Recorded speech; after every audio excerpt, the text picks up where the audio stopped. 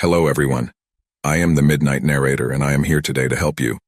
I know you are using this video to fall asleep, so before we begin, give the video a thumbs up and subscribe to the channel. Write in the comments where you're from and what time you're watching this. Now get comfortable and relax. This story takes place in November of 2022. At the time, I drew a special elk tag in the Beaverhead mountain range of central East Idaho. I had hunted in this area many times before over the years, and I know the area like the back of my hand. It became a place of comfort and good memories. It still is, but I haven't looked at it the same since the story I am about to tell. I planned a week-long trip for the first week of November and took one of my best friends with me. We spent the first 4 days hiking up and down various ridges, chasing elk and having a blast. The nights were spent storytelling and eating soup by the stove. Mind you, it was November in Idaho, so it was very cold. It was the 4th night of the trip. It had snowed during the day, and a fresh layer of snow lay on the ground. The sky had since cleared up, and a very cold but still and quiet air had settled in. My friend and I had gotten into a deep discussion about the Bible, spirits, cryptids, skinwalkers, etc. I should note that my friend had at the time been experiencing a decline in his mental health, and it was not uncommon for him to sometimes behave erratically. This will be relevant later in the story. During this conversation, I felt an intense fear kind of settle on me. It almost felt like the air had become tense. I had the urge to change the discussion into something else, but that's when it happened. Within 20 or 30 yards of the tent, what I thought at first was a coyote began yipping and barking very, very loudly. I looked at my friend, who became excited and told me to grab my gun so we could go look for this thing. It was strange, though, and something didn't feel right. The animal, whatever it was, didn't exactly sound like a coyote. It almost shrieked as opposed to yipping the way coyotes do, and it would occasionally bark and at times almost scream. I'm also an experienced outdoorsman, and any other hunter knows a coyote would not approach a tent in the middle of nowhere and draw attention to itself. It would continue to vocalize for about 3 to 5 minutes at a time, circling the tent from a distance. I reluctantly grabbed my rifle and my spotlight, very bright, intense flashlight, and started looking for this thing. As I stepped about 10 yards away from the tent, I heard it again directly in front of me, shrieking, barking, etc. I shined my light directly at it. I could see probably 150 to 200 yards in front of me, yet nothing was there. No eyes shining in the light, no outline of an animal or person, nothing. After repeating this same scenario 3 or 4 times, we gave up and went back in the tent to warm up. But the sound wouldn't stop. At one point, when it went silent, my friend poked his head out of the tent and yelled, "Hey, shut up!" He was immediately answered with a scream from the animal. At times, it sounded like it came from above the tent in the tree we were camped under.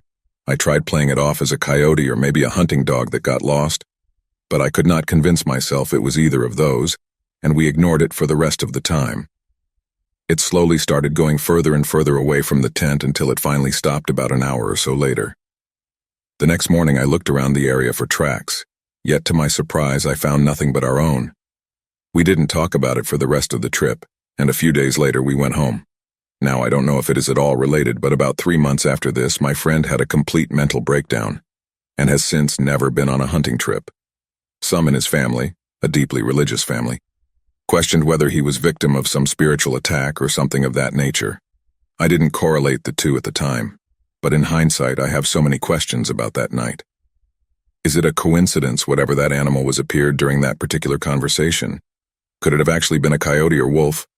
Why couldn't I see any eyes gleaming with the flashlight? Did this incident have something to do with my friend's mental decline? My friend would sometimes tell me and others about strange things he saw or heard. Was this related? If anyone has anything to point out, please share.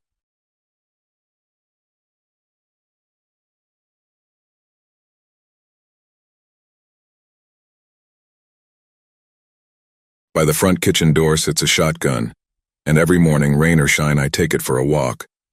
I'll leave the house and check on the chickens, counting them to make sure one of them hasn't been stolen in the night by Harry. Then I'll walk through the barn. Sometimes, if I'm feeling nice, I'll bring Hephaestus a carrot. The horse's good morning is rarely more than a snort. After I know all the farm animals made it through the night, I'll go back to the front of the house and stand on the porch. I'll double-check that the shotgun is loaded, and I'll wait. For 10 minutes I'll stand and watch the winding dirt road that leads up to the farmhouse. I know exactly what I'm waiting for, and I hope it never comes. I live alone here, and I haven't paid a cent on this farmhouse since I became the sole owner. It's never had a mortgage, and even if it did, I would have long outlived it. But in some county courtroom somewhere, loads of unpaid property tax has to be piling up. One day I know someone who wants to take this place away from me will come walking up my road, and I'll have to kill them. Before I start to sound like a psychopath hell-bent on tasting the blood of the innocent, it's not something I want to do, not by any means. But when that day comes, I'll have to. This place is all I have left. If I don't see anyone, I'll go feed the animals. Then I'll head back inside, kick off my boots, and start on breakfast. It's usually bacon and eggs unless the landlady brings me some of those cereal bars at the end of the month. Then I make sure I leave a plate on the table for Aunt Jean, even though I never see her eat it. This morning was different, because I didn't make it past the chickens. The coop has been in my yard for as long as I can remember, and inside are always at least 7 hens and sometimes a few chicks. The hens themselves change because it's hard to keep Harry from stealing them in the night. Really, it's almost impossible to prevent any of the many disasters that may befall a chicken on this farm. But boy, do I keep trying. My routine count that day only gave me 6 hens and 3 chicks. Immediately I could tell who was missing.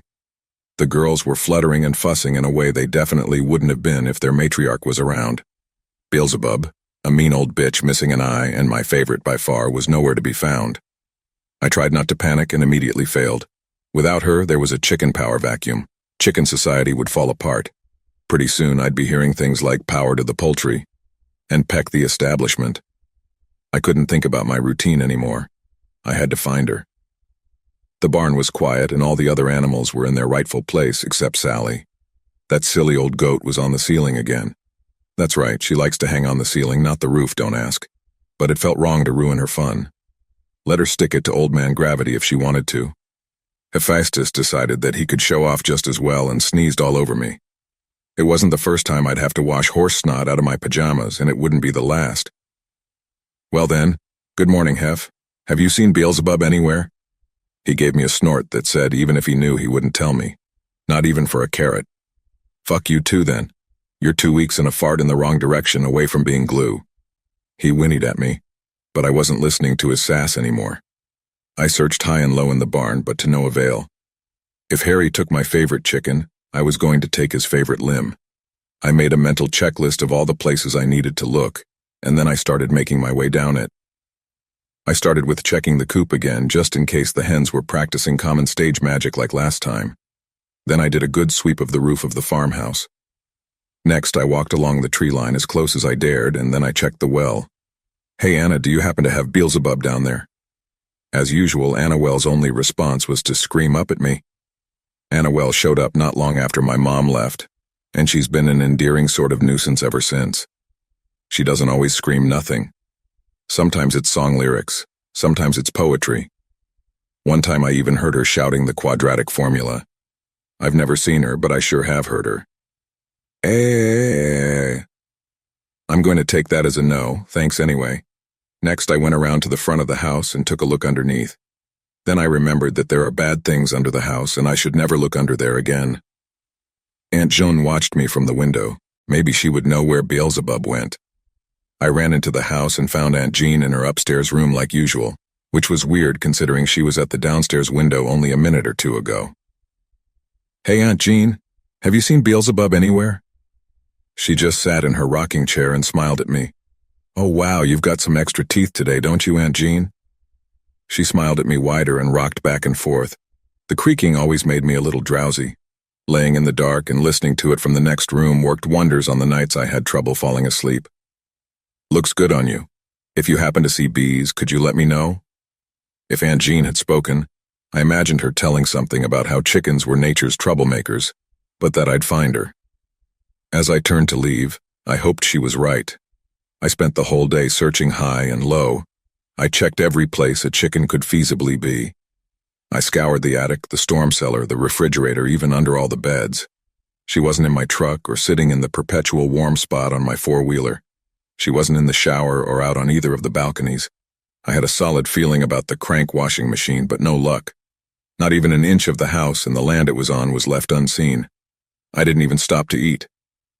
By the time the sun was sinking, there was only one place that she could be that I hadn't checked: the cornfields. I have a few issues with the cornfields, which is an interesting dilemma to have when you're a corn farmer. For one, the dust during the hotter months turned them into allergy city.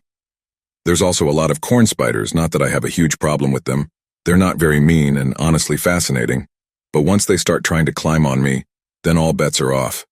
Especially the ones I find every so often that are about baseball-sized. But the biggest problem is the pigman. Deep in the cornfield closest to my house, from sunset until just before sunrise, he stands and watches.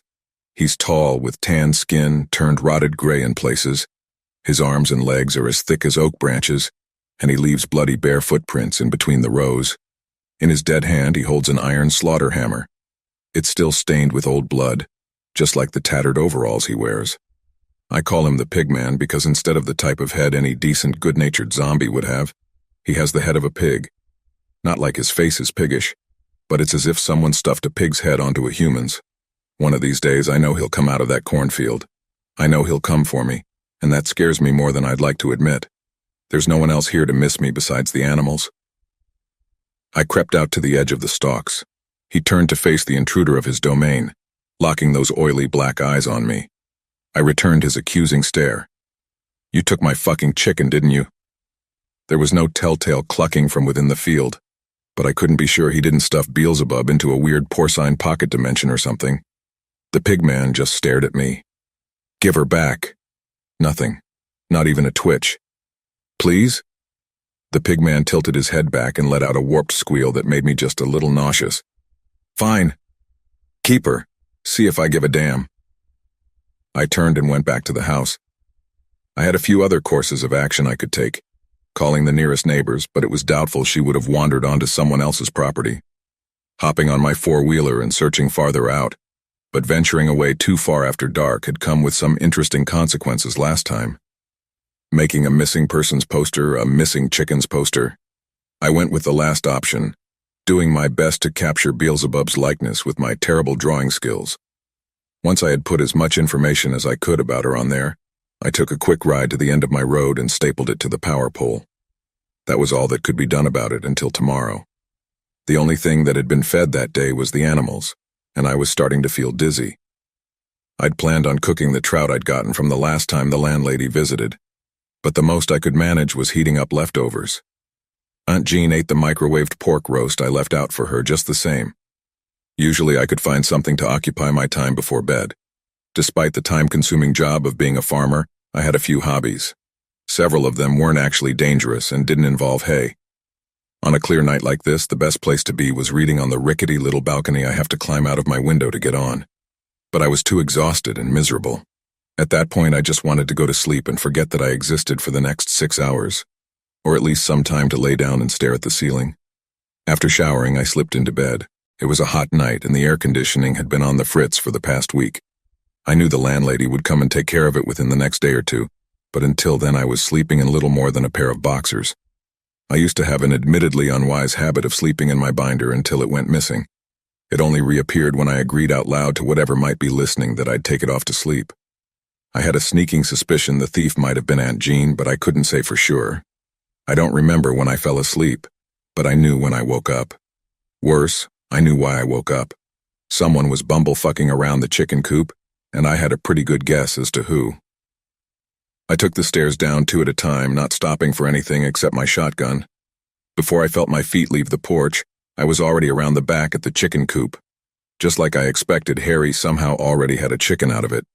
This is as good of a time as any to talk a little bit about Harry Houdini. I could name at least 4 variations of Bigfoot in the southeast off the top of my head, but Harry is not one of them. All those people that believe the legendary ape man is just a misidentified bear. Harry would be their wet nightmare. Standing at a little over 8 feet tall, the bear man has opposable thumbs, a wicked temper, and walks around like a person on a casual stroll. He earned his nickname because almost every other night he comes and tries to steal a hen. I jerry-rigged that door good in the hopes to keep predators out and the chickens in, and it worked, all except for Harry.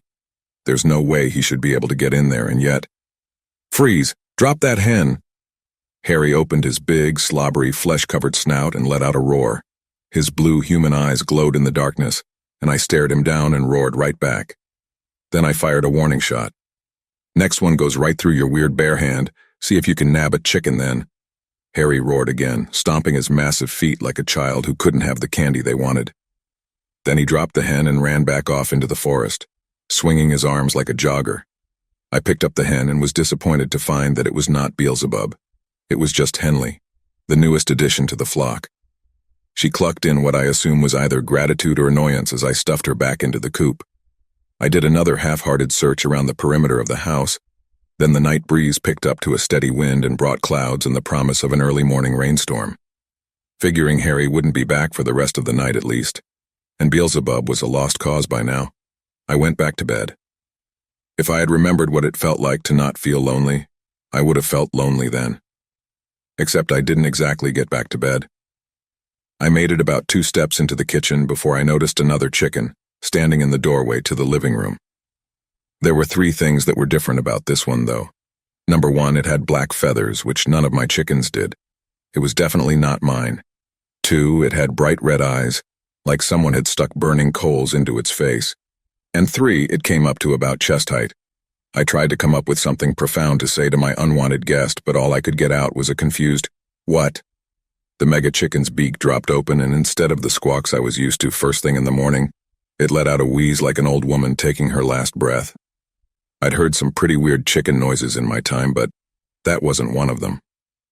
"Look, I don't know what you are or what you're doing here, but it's time to go, buddy. It's not far enough in the AM for this shit. Pack it up." I guess the guy wasn't a big fan of the attitude. It charged across the kitchen at me and headbutted me to the floor with surprising strength. I dealt with a lot of weird shit on this farm, but this was pushing it. And don't get me wrong, I was scared. My heart was pounding and my hands were ice cold, but the annoyance was way more pressing. I just wanted to go back to sleep. The mega chicken stabbed a talon down, and I rolled under it just in time. Well, almost. I felt a wicked burning in my side and the upswell of blood from the new scratches on my hip. I didn't waste time leaping up and running right back out the kitchen door. Mega Chicken followed after me, screaming something like, "Ruin and rot are all you've got, and rolling stones will break your bones." Giant evil chicken who spoke in rhymes. Great. I wasn't about to try and make any sense of it. If this thing had taken bees, I had a snowball's chance in hell of ever seeing her again. I stumbled on the uneven ground of the dirt road and went down hard when my ankle buckled. The mega chicken fell on me in a flurry of feathers, and its neck swiveled all the way around like the exorcist. Then it kept going, corkscrewing like it was made of taffy until it had gained at least 4 extra feet. Maybe I should have been begging for my life, but all I could think was just how stupid it was going to be to die like this. Mega Chicken wrapped the talon that still had my blood on it around my head and began to squeeze. Just when I thought this was lights out for me, there was a whistle in the air. Then a silver arrow pierced through the chicken's head. It let out a raspy groan, then fell limp on top of me. Slimy, acrid blood dribbled out onto my face, and I tried my best not to puke. With all my might, I pushed it off and stood just in time to see a figure with glowing eyes in the distance, armed with a drawn bow made of dark wood. It was the second time since living here that I'd seen the landlady. In mere moments, she'd disappeared with a swish of her cloak. I didn't even have time to thank her. With her gone, it was just me, the moon, and the giant chicken corpse. I decided that it was a problem for tomorrow and started walking back to the house. I passed out face down on my bed as soon as I was close enough to make a crash landing. Save for the vague bubbling sensation of hydrogen peroxide on my hip, I was dead to the world. I overslept my alarm the next morning by about 20 minutes and woke up to a gentle shake on my shoulder. Aunt Jean was standing right above my bed, smiling. She had fewer teeth than usual today. She had no teeth at all, in fact. Her mouth was just a black void. "Oh, sorry, Aunt Jean. Harry got into the coop again last night. Then there was this chicken god thing. Then the landlady dropped by and I had trouble getting back to sleep." She just watched me with that strange smile that old ladies often have. I reached down and touched my tender side, feeling the bandages there. The dried blood was washed off my face, too. That could have only been her doing. "Just give me a little time. I'll have breakfast ready within the hour, I promise." If Aunt Jean had ever spoken, I could have imagined her saying something like, "Don't rush on my account, chickadee." Then she walked backward out of the room, her wide eyes never leaving me. I jumped up, threw on my boots and a shirt, and did my usual rounds. There was still no sign of Beelzebub or the KFC value meal that had died all over me last night, and I'd done all but given up entirely. As I stood on the porch and watched the dirt road, I finally let myself cry about it. I couldn't cry for every chicken. I lose them frequently enough and life has to go on. But Beelzebub was special. She'd been with me the longest and I loved her honesty about life. She'd never met a hand she couldn't peck. I wiped furiously at my eyes, hoping fate wouldn't choose this day to come. There was no doubt my aim would be off. I waited an extra few minutes before heading back inside to start breakfast. I just poked my head into the fridge when there was a knock at the front door. The sound of it made me jump. I couldn't remember the last time I'd actually heard someone knocking. The idea of another person on the farm was scarier than anything else that lived out here combined. Other people were always bad news. Other people always brought problems. I crept to the door, shotgun gripped tight in my shaking hands. I pressed my ear to the wood for a moment, heard nothing, then whipped it open. If someone had been there, they were gone now. But there was something left behind. A large brown package sat on the front doormat, with small holes poked messily around the tape sealing it closed. The mailbox at the end of my long road was leaning on the dead-end sign and was home to a rather impressive wasp's nest. I hadn't gotten so much as a scrap of junk mail in years. The last time I'd ever received anything was a small package on my 16th birthday. Inside was a silver Zippo that was always in my pocket from then on, and an unexpected letter from someone I hadn't heard from in a long time. The label for the box sitting on my porch had no return address and was covered in way too many stamps. The sending address simply said, "To Portia Hadley." Portia was scribbled out with a clearly dying Sharpie, and Newport was written in big blue letters. I didn't know who this mystery delivery man was, nor did I necessarily want to know. But at least they had the decency not to dead-name me. That's more consideration than I get from most of the people in town.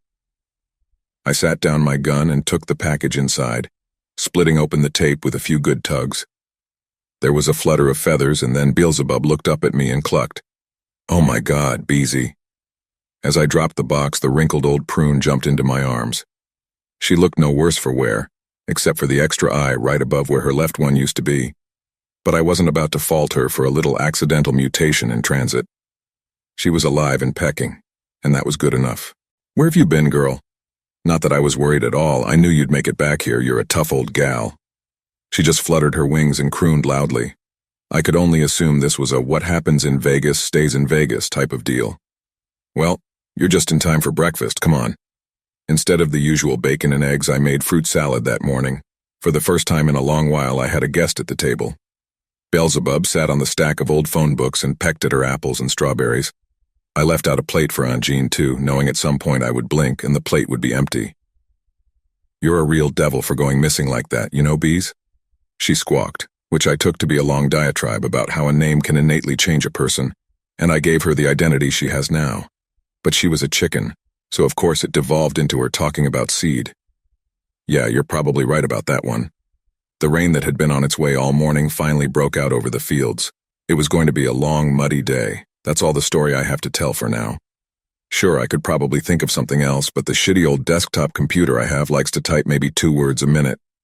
And that's when it's not overheating. In retrospect, I realize I should have clarified about Aunt Jean. She's not actually my aunt. I really don't know who or what she is.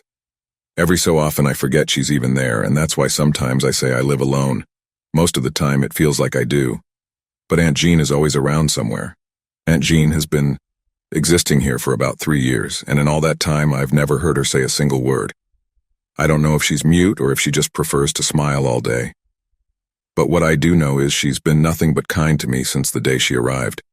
She may be a bit weird, but there are much stranger things out there. It all happened one night not too long after my 17th birthday. I was feeding my 2 pigs when a deafening crack followed by an even louder boom echoed out from somewhere in the distance. I hadn't bought my 4-wheeler yet, and the truck had come down with a horrible case of radiator diarrhea last week, so I saddled up Hephaestus and went to check it out. He was annoyed at being disturbed from his nap, but I gave him an apple, and he got over it quick enough. It wasn't the wisest thing to leave the farmstead after dark, but I was worried someone could have gotten maimed or killed. The last thing I needed was the blues swarming around out here in the sticks, suspecting me of crimes I didn't commit. Also, the whole morality thing. The closer we got to where the sound had come from, the more spooked Hephaestus became. "Come on, you old coot," I said, nudging the heels of my boots into his sides. He trotted forward reluctantly, and that was when I saw what had caused the noise. If you were to drive past the offshoot that is my road, eventually one side of the forest opens up. A line of lonely high-voltage transmission towers runs along the clearing, like soldiers lined up for battle. My money is on them being connected to a secret government laboratory. 2 of them had been knocked down and were laying in a twisted pile, making concerning zips and pops. I hoped they didn't start a fire because there was no way I had enough salt to fix that. It was the weirdest thing I'd seen all week, but it was shortly about to be dethroned. What in the sheep-fucking hell? I jumped off of Hephaestus's back to get a closer look, but he immediately moved in front of me and lowered his head. The last time Hephaestus had made a stance like this was when we got caught by a black bear while I was taking him for a little stroll. The bear would have sooner turned neon purple than have been scared of the old wheezy bastard. But it ran off regardless. He raked his hoof along the ground and snorted like a poor excuse for a bull. I scrambled for his saddlebag and pulled out my maglite. "What is it, boy? What do you see?" The smell hit me first. I turned on the light and shined it in the direction he was looking, clutching my nose, and noticed 2 things. The first was that the ground around the downed towers was soaked in blood. I don't mean that an animal was mauled there or something, and blood was splattered around. The entire ground was saturated with blood.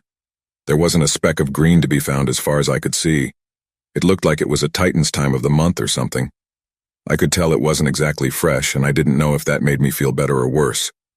Decaying blood has a certain smell, and I wish there was a stronger word than vomit-worthy to use here, but let's go with that.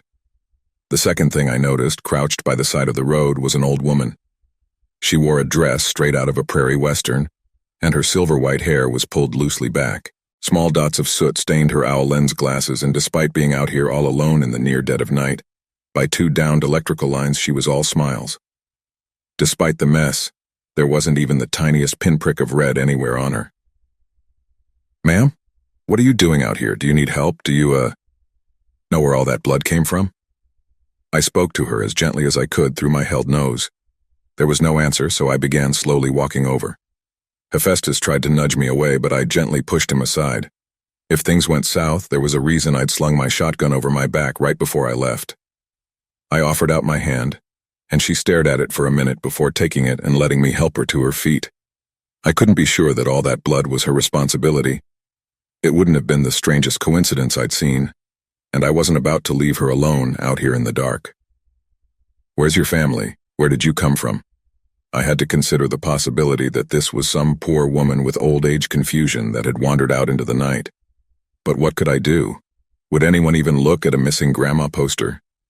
I knew most of the old ladies in town, and I'd never seen this woman before. "What's your name?" "Nothing." She just stared at me and kept right on smiling. "Okay, well then I'm going to find something to call you. I don't want to call you grandma because you're not my grandma. That's non-consensual grandmothering." As I walked back toward Hephaestus with her, he whinnied in protest and clopped backward. "Oh, come on, Hef, it's just a little old lady. She's not going to hurt you." Hephaestus reluctantly moved forward again, and I carefully grabbed his reins. "How about Aunt something. Aunt Jean?" For the first time, she gave me something different than a smile. She looked thoughtful before nodding once. Then she returned to her favorite pastime, which, as far as I could tell, was creepy smiling. "Hey, we all have our hobbies. Hephaestus, Aunt Jean is our guest for the night, and if you buck her off, I'm going to be very mad at you, so stay still." Before I could so much as touch his saddle, Aunt Jean was already on his back. But that's not totally right. She was standing on his back. Hephaestus was, unsurprisingly, not a big fan of this. He neighed loudly and threw both legs back in a swift kick that could have decapitated a moose. I'd only been on the receiving end of one of those kicks once, and it had ended with a broken leg and a kaleidoscope of bruises that took months to fade. Despite his attempt to get her off, Aunt Jean didn't so much as wobble.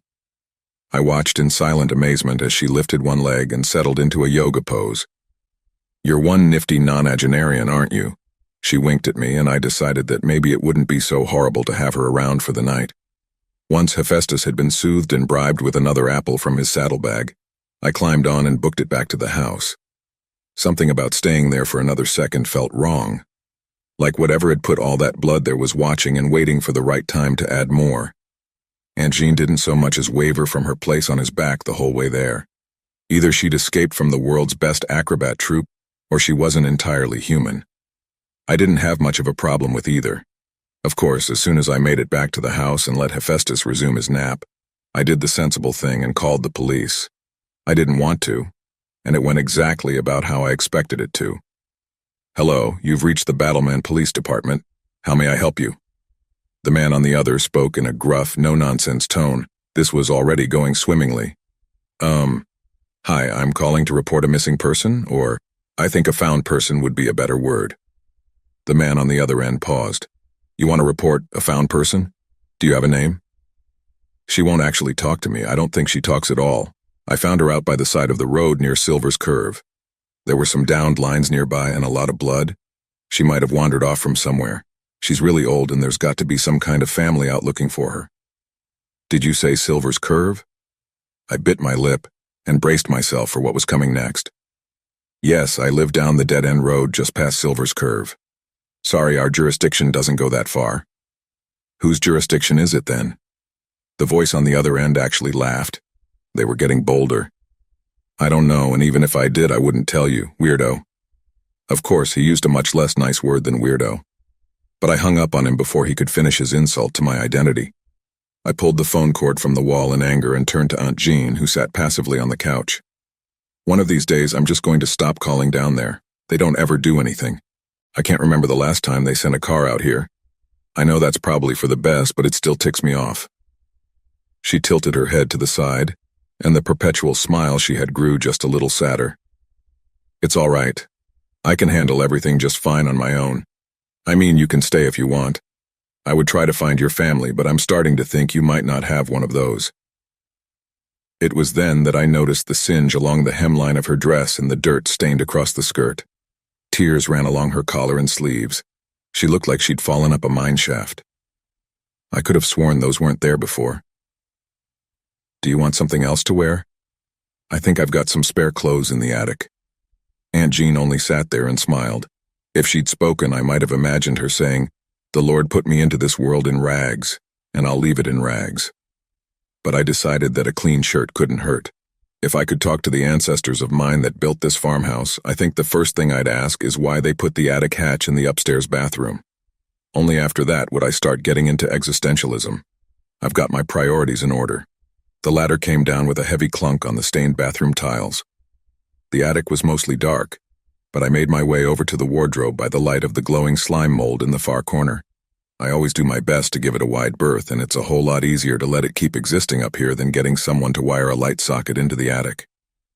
I still shudder to think about what Harry did with the last handyman who made it out here.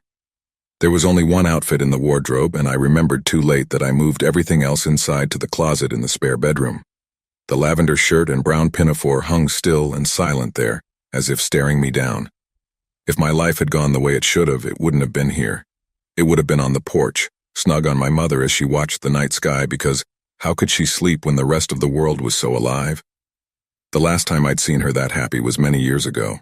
The last time I'd seen her at all was when she took these clothes off and wandered into the unknown night, dancing down the dirt path like there was a song in the air only she could hear.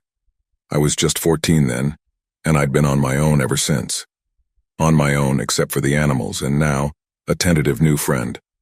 I held onto the fabric and let myself believe for a second that I would go downstairs and my mother be waiting for me with peanut butter toast and a smile.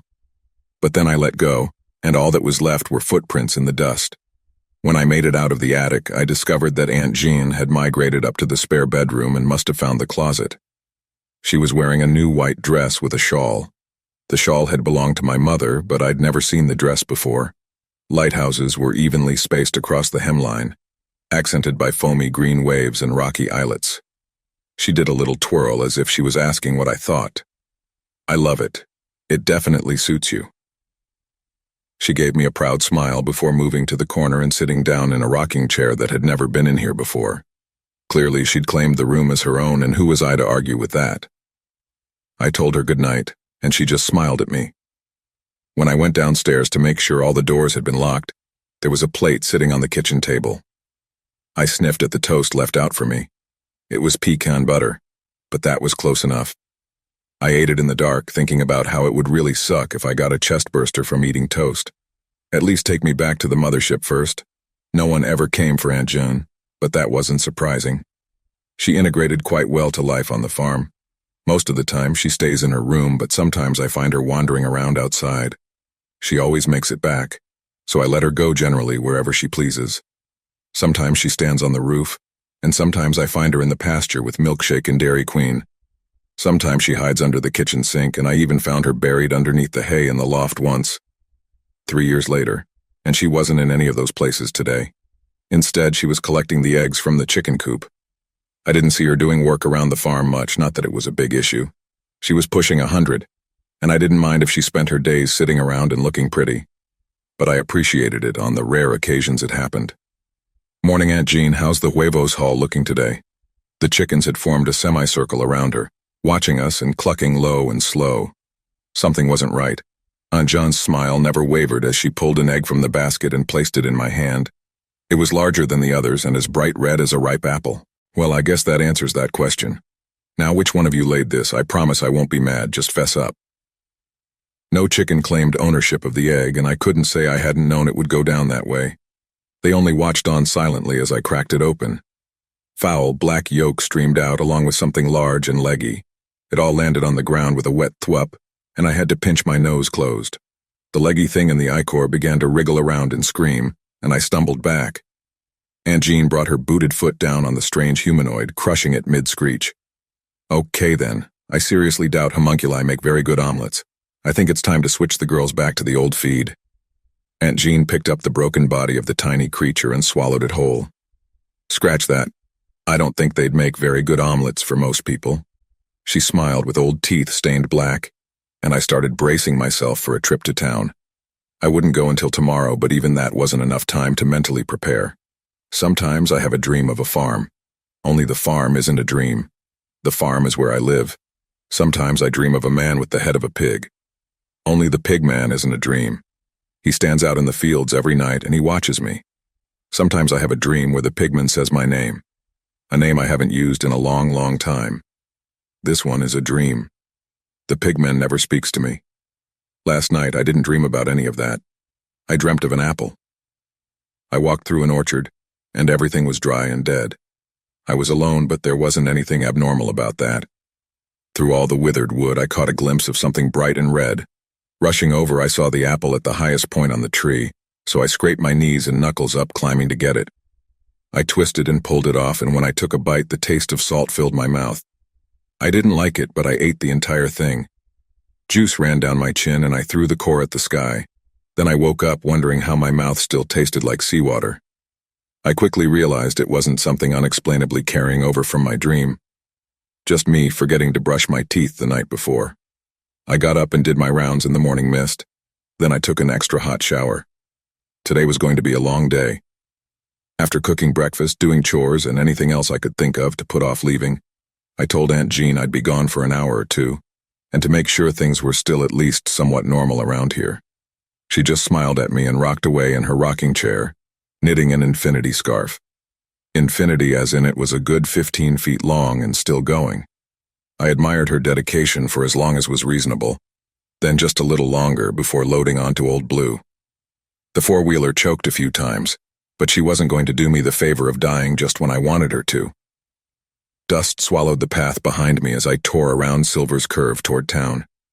There was something bitter in the air that was unusual. It clung to the back of my throat and sinuses. It stayed around long after I'd reached the cracked asphalt of Battleman. Two-Tooth Steve was looking extra chipper today. When I walked in, he was humming along to System of a Down as he held a duckling. He was painting a small riot red mohawk on the head of the tiny ball of fluff and feathers. In lieu of a greeting, he held her out to me and stuck the brush back in the animal-safe paint.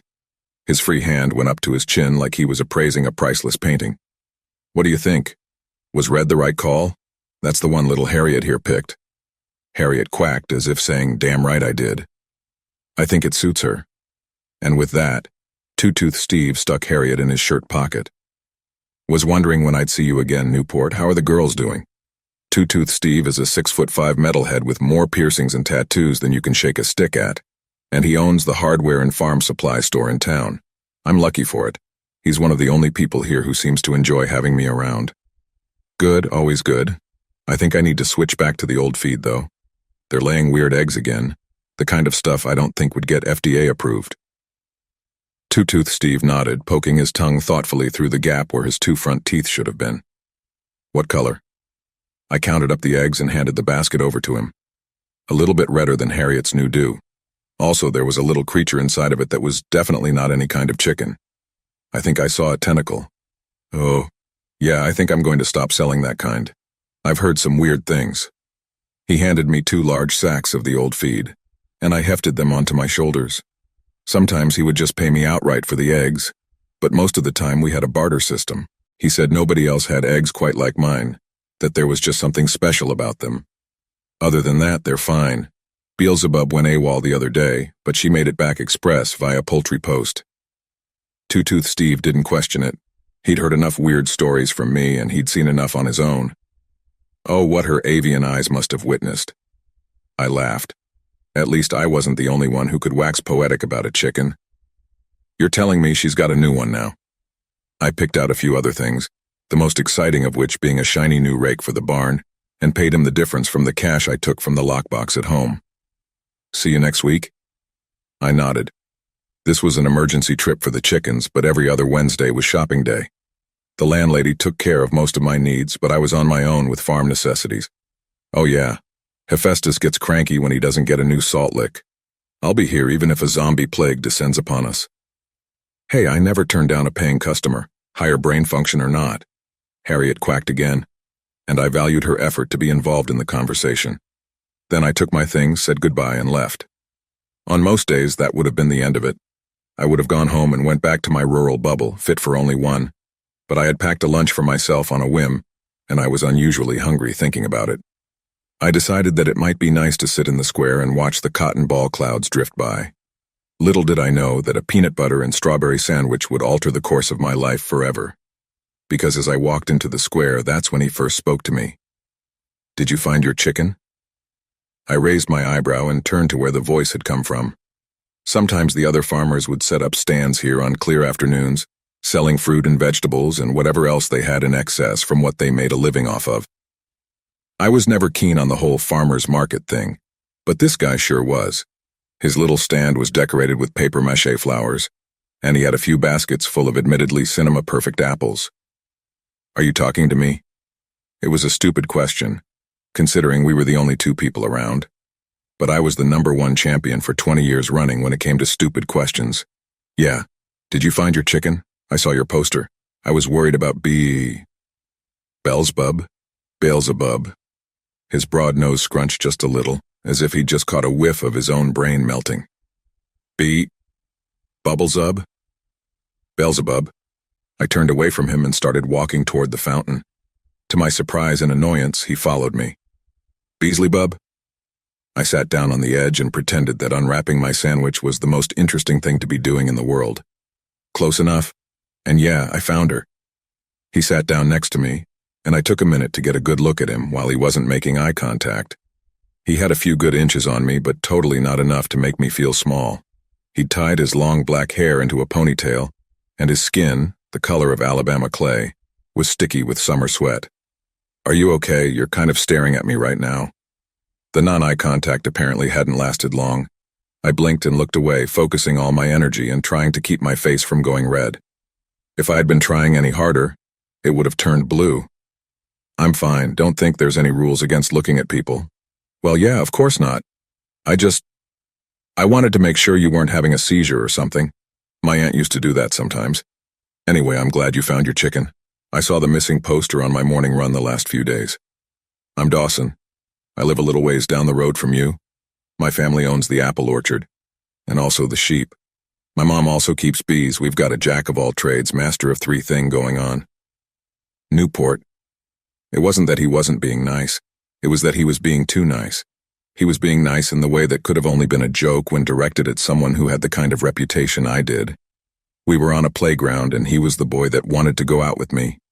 Yeah, sure. I took a bite of my sandwich, giving myself an excuse not to talk. But he seemed utterly unfazed. Oh, Newport, is that your name? Like the cigarettes? That's such a kick-ass name. I think it suits you. You know, I see you around sometimes and you always look so lonely. Is it true what they say? Do you? I stood up and started walking back to my four-wheeler. I didn't know what he'd heard and I didn't want to, and of fucking course he walked right after me. Wait, I'm sorry, I didn't mean to upset you. I actually have something for you. I turned around sharply, staring him down. His big green eyes were filled with remorse, and I hated that it felt real. What? What do you want? I shouldn't have said that. I kind of realize how it sounds now. A small part of me wanted to believe him, but most of me just wanted this interaction over. I wanted to go home and back to my solitude. I wanted to lose myself in a record. Music doesn't give you false pretenses of kindness unless it's supposed to, but you can always turn music off. Turning people off was a lot more complicated than it sounded. Save it. What do you want to give me? Dawson pulled an apple from his overall pocket and offered it out to me. It was the most gorgeous piece of fruit I'd ever seen, and I instantly despised it. Why are you giving me this? I didn't move to take it. One case of not enough stranger danger involving accepting an apple had done enough to make my life hell, and I was not about to be Eve 2.0. It's a gift, I've got plenty. I narrowed my eyes at him. I knew it had been coming, the hidden something in this interaction. Oh, because I can't pay for my own apples? That's probably the thing you've heard, isn't it? That I'm the poor, filthy it that lives in a shack out in the sticks and bites the heads off chickens or something. Dawson looked down at the apple, then back at me. His thick eyebrows pinched in concern. Nothing like that, Newport. It's just an apple. I knew I willingly gave him my name, but how dare he use it like that? I snatched the apple out of his hand, if only so he'd finally leave me alone. Listen to me. I'm not yours or anybody's charity case. Do you know what I'm going to do with this? Huh? Dawson got a stupid smile on his face. He looked like I was trying to tell him a joke and he didn't understand the punchline, but he thought I was funny anyway. Eat it? I'm going to take it home, sit in my kitchen window and watch it rot. I expected him to frown, maybe turn away or even take the apple back, but it was becoming clear to me that Dawson didn't care what I expected. Instead, his eyebrows jumped so high they might as well have launched off his face. But he didn't lose that smile. Just make sure you compost it afterward. Mother Nature will thank you. I stuffed away the sandwich that I'd only taken one bite out of with a squish. Then I continued walking back to my four-wheeler. This time Dawson didn't follow me. He just watched me go with an idiotic grin. I pulled out my Zippo and lit one of the hand-rolled cigarettes I'd brought with me. Then I jumped on Old Blue and sped off back towards home. Halfway back to the farm and all the way through my cigarette, I pulled out the mushed remains of my sandwich. I was still starving and beginning to feel a little faint. Riding with one arm was risky, but falling off my four-wheeler at high speed because I hadn't eaten since early this morning was definitely more so. I only made it a few bites in before I realized that something was definitely not right. The tart taste of strawberries turned sour and musty. It was like licking a carpet and not in a good way. When I pulled open the sandwich to give it my best Gordon Ramsay impression, what I saw made me lose control of the four-wheeler. My back hit the ground hard as Old Blue careened into the ditch. That was going to hurt like a bitch tomorrow. I rolled over and emptied my guts all over the ground, painting it with peanut butter and chunks of rotten meat. The abomination that had once been my lunch somehow landed only a few feet away, and I could smell it from here. I swatted a few ants off of my hand, residue from the ones that swarmed over the molded bird corpse that had appeared in my sandwich. Before I could make it to my feet, I heard something shifting around in the thick brush just ahead. I crawled over to my sideways four-wheeler, shrinking against the frame. Then, all around me, came the unmistakable sound of buzzing flies. My skin had been crawling before, but I was lucky then that it didn't crawl right off my body. It wouldn't have been the first time my skin betrayed me. As dread slowly washed over me, I tried to make myself as small and invisible as possible. I could hear cloven hooves approaching over the sounds of insects, and a wet, wheezing laugh that could have only come from lungs riddled with sickness. In the leaves, I saw two hollow sockets, and that's when I have to hide became I need to run. With a rush of adrenaline that most people have to go 14,000 feet for, I stood up and pushed Old Blue back on all four wheels. Then I jumped on and raced down the ditch, no doubt doing damage to the tires. But I'd worry about that later. Whatever I'd seen, it didn't follow me. I don't remember how I got out of the ditch, but I made it home in record time. The next moment I remember clearly was standing in the barn. If my watch wasn't slow, it had been a little less than 30 minutes since I'd left town. Glancing out at the four-wheeler, I saw that the only thing that had suffered from the crash was the rake. It was slightly mangled at the edge, but that was nothing a good hammer couldn't fix. Not even Old Blue herself had any damage. It all felt a little too lucky. Sally was up on the ceiling again, her hooves clopping against the wood. It was a lot easier to focus on that than whatever the hell had just happened. Her pen partner, Davy Crockett, just looked up and watched her with complacency. His eyes told a story, and that story started with wives, am I right? You can't stay up there forever, Sally Ann. You're going to make yourself sick. She stared at me with her big yellow eyes, and then she opened her mouth. But instead of a bleat, out came a scream. Run! I practically threw myself out of the barn and made a mad dash for the house. I'd only made it onto the porch when I realized that the voice had been a familiar one. Of course it hadn't come from Sally. Everybody knows goats only scream Taylor Swift. It had been my well-spoken friend, living in my water supply at the edge of my backyard. Anna Well was still shouting her warning, and though knowing it was her still didn't ease my anxiety, I didn't break my door down trying to get inside. The walls only muffled the screeches a little. There was an endless list of things that needed to be done, but all I could do was pace around the room. Something about how I'd gotten away so easily wasn't sitting right with me. As I sat the apple I'd been given onto the windowsill, I was just beginning to accept that maybe the paranoia was stronger than usual today. Maybe the whole thing had been a vivid, waking nightmare.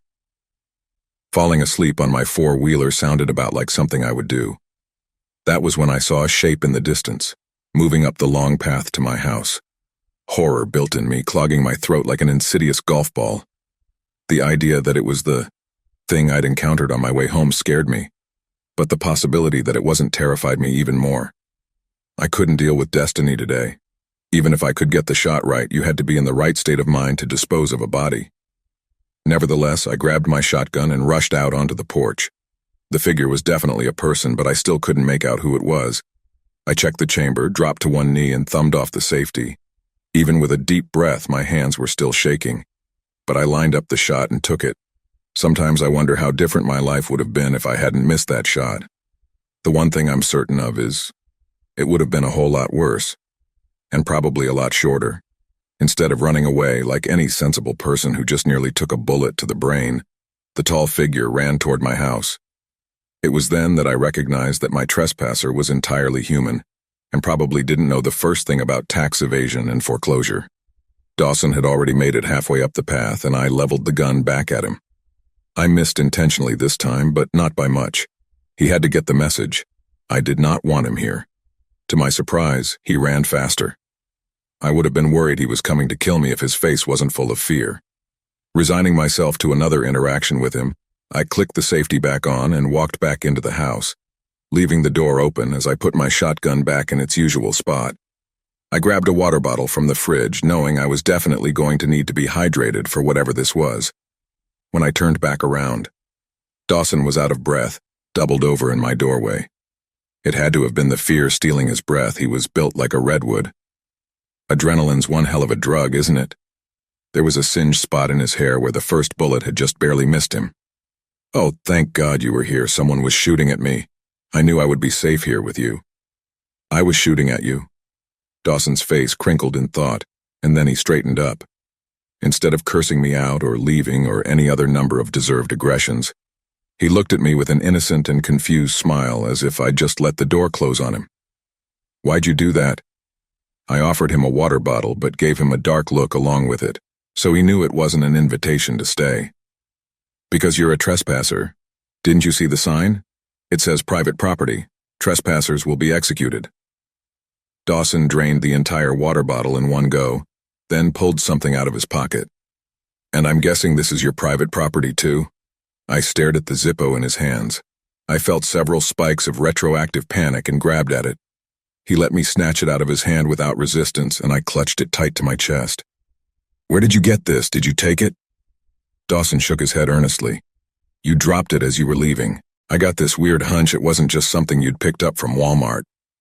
I checked it over, and save for being a bit dirty, it was in the same condition I'd lost it in.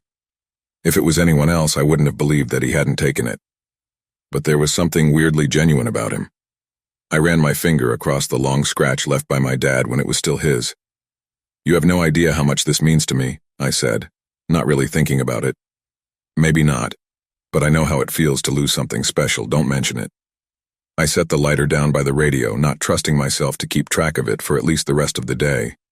Then I grabbed my spare from the kitchen drawer. Even with the warp speed panic attack over, I still needed a cigarette. "This doesn't make us friends, though." Dawson got that stupid grin of his. "Just promise you won't shoot at me next time?" He was a lot smarter than I gave him credit for at the time. It was a loaded question, and I totally fell for it. "Deal." Dawson walked around the kitchen like a curious child, looking at almost everything. I could tell there were 1,000 questions about me bouncing around in his brain. But he kept them to himself. Then he looked at the apple in the window. "Ah, I see you're a man of your word. I like that." Not only did he show up to my house uninvited and run through my open door, but now he was affirming my gender too. The nerve of this guy was astounding. "Absolutely. It's going to stay right there until it gets the termites underneath it drunk." Dawson turned and looked back at me. "You know what I asked earlier? I was just wondering if it was true you lived all alone up here.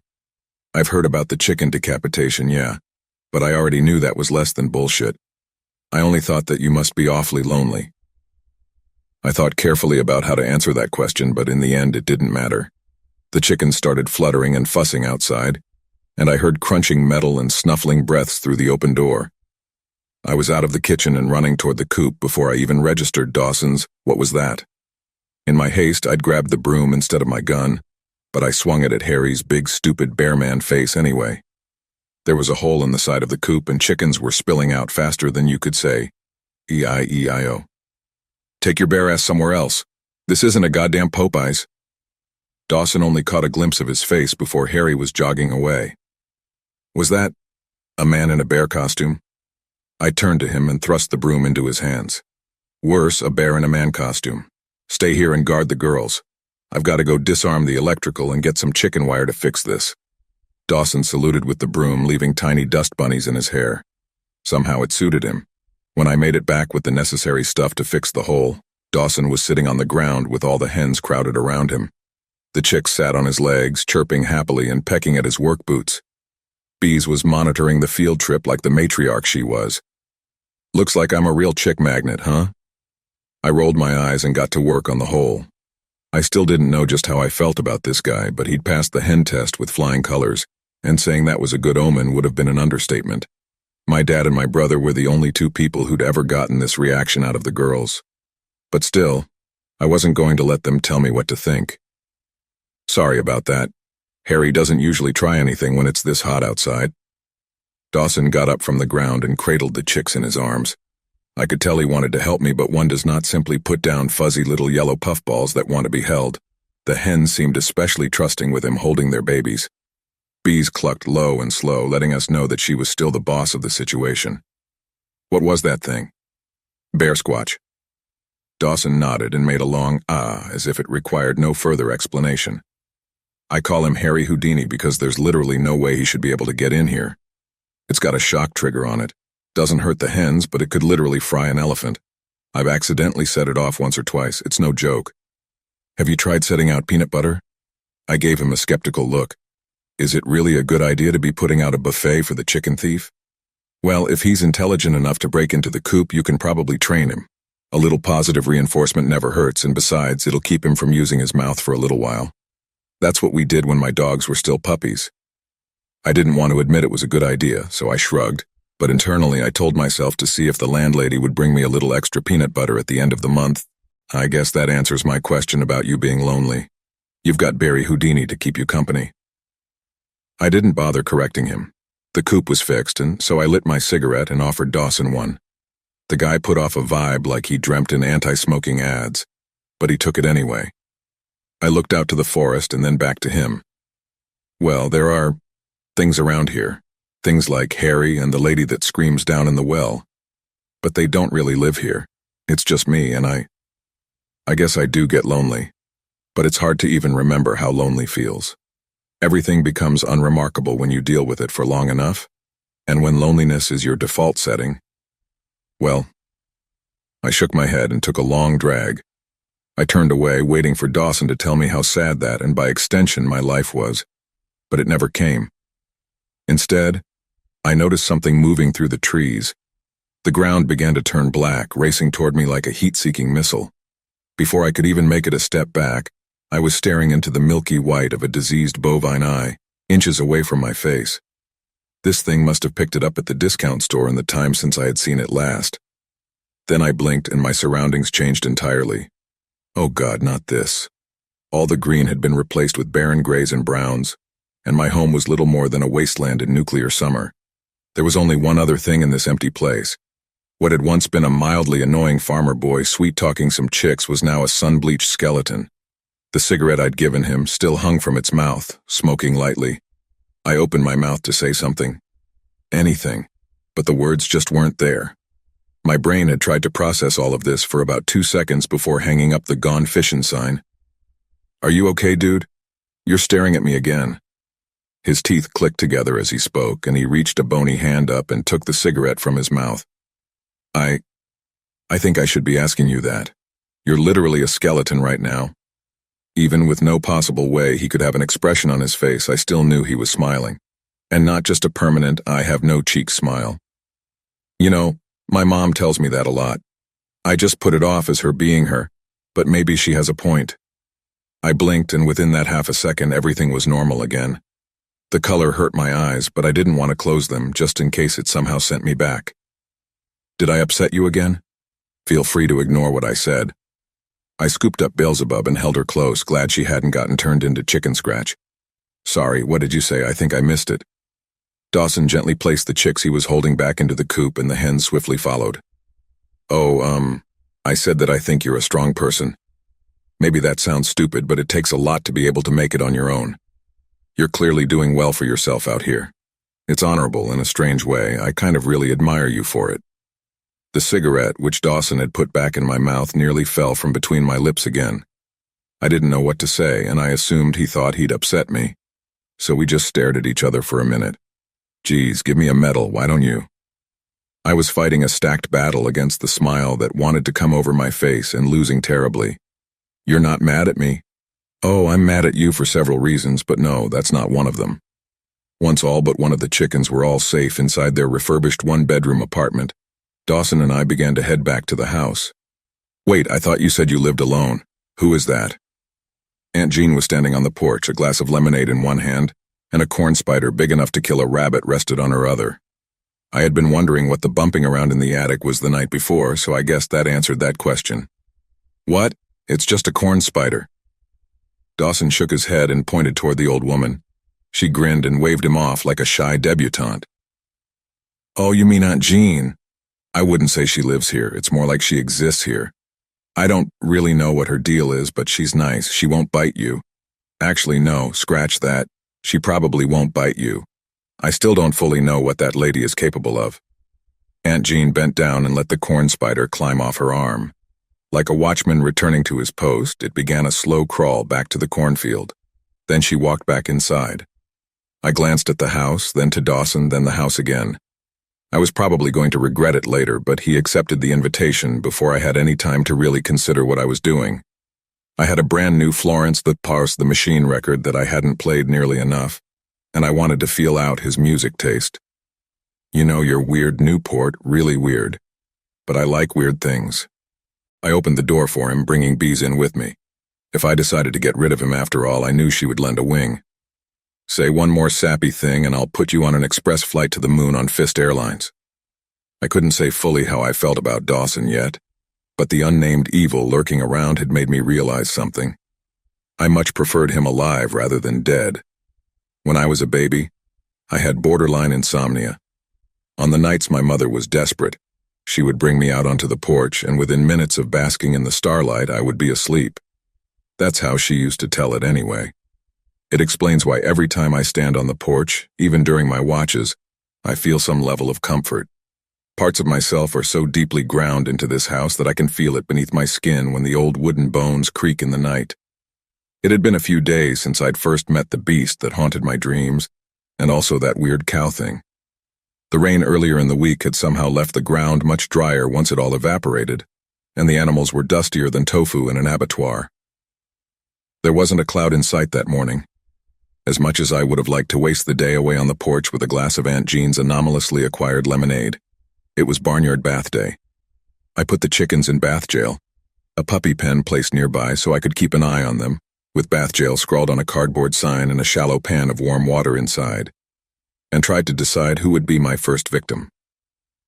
Either Aunt Jean or a very ineffective cow thief had already brought Milkshake and Dairy Queen to the barn.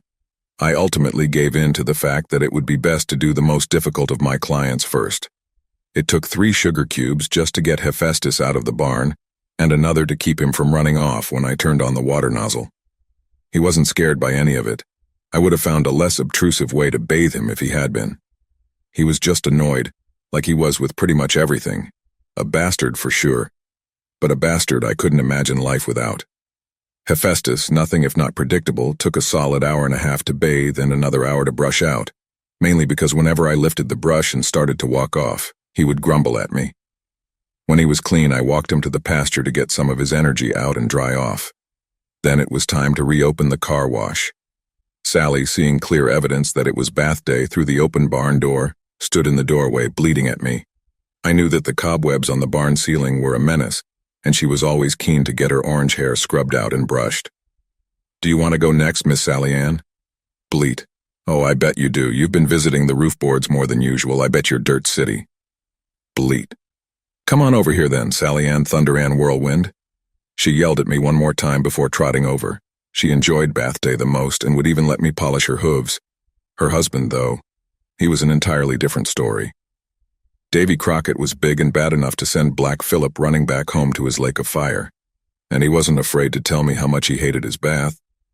I almost got a foot right to the face. When they were done, I sent them out to the pasture with Hef. Milkshake and Dairy Queen always had to be bathed together. I had never thought that cows could have such extreme separation anxiety before I bought Milkshake. Cows need companions, and my steer French fry had passed away from what was most likely a broken heart. I'd gotten her in town for $10, and when I asked why she was being sold for such an insanely low price, the man simply replied with "cow broke" and invited me to lay a hand on her. She was constantly emitting gentle vibrations like she had an engine inside of her. But if she was a robot, she was a convincing one. I named her Milkshake. If you saw Dairy Queen, you saw Milkshake, no exceptions. They were inseparable.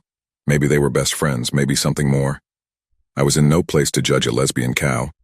The last 2 to be bathed were also a unique challenge. My sow, Hermia, was old and patient enough, but her son, Hamlet, couldn't stay still to save his life. The little piglet had always been a piglet. I asked my dad about it once when we'd kept more pigs. He just said, "Little hen, he can't change who he is any more than we can change who we are. Maybe he just can't bear to get old." That was enough of an explanation for me. Not everything needs a reason. Sometimes things just are, and that's all right in my book. Getting Hamlet bathed always ended with me drenched, and that time was no different. When mother and son were finished, I looked like I'd taken a leisurely stroll into the Amazon rainforest. Hamlet gave me the most generous thank you of burping in my face before getting the zoomies the second I put him down. Once everyone was clean, the sun was already half hiding behind the treetops. I ensured the girls were warm and dry after their stint in the bath pan, then cleaned the coop. Harry had the decency to respect the sanctity of bath day, and back in the hens went once it was tidy. I got all the animals back to their designated places, made sure they were fed and comfortable, and then I went to take a bath of my own. Dawson was coming over, and I'd be damned if I let that asshole call me smelly. I ran the water as hot as it would go and scrubbed until my already aching hands cried out no more. When I got out of the bath, I was a little wobbly. Instead of realizing how dehydrated I was, I chalked it up to the usual fatigue of a hard day's work and went to the porch. The sun sank behind the pines. Dawson would be here any minute, so I sat down to wait for him. I'd invited him over to watch something with me. I'd meant to start it, but I didn't trust myself to finish shows on my own. Almost immediately after I sat, everything started to turn bright yellow, and I passed out.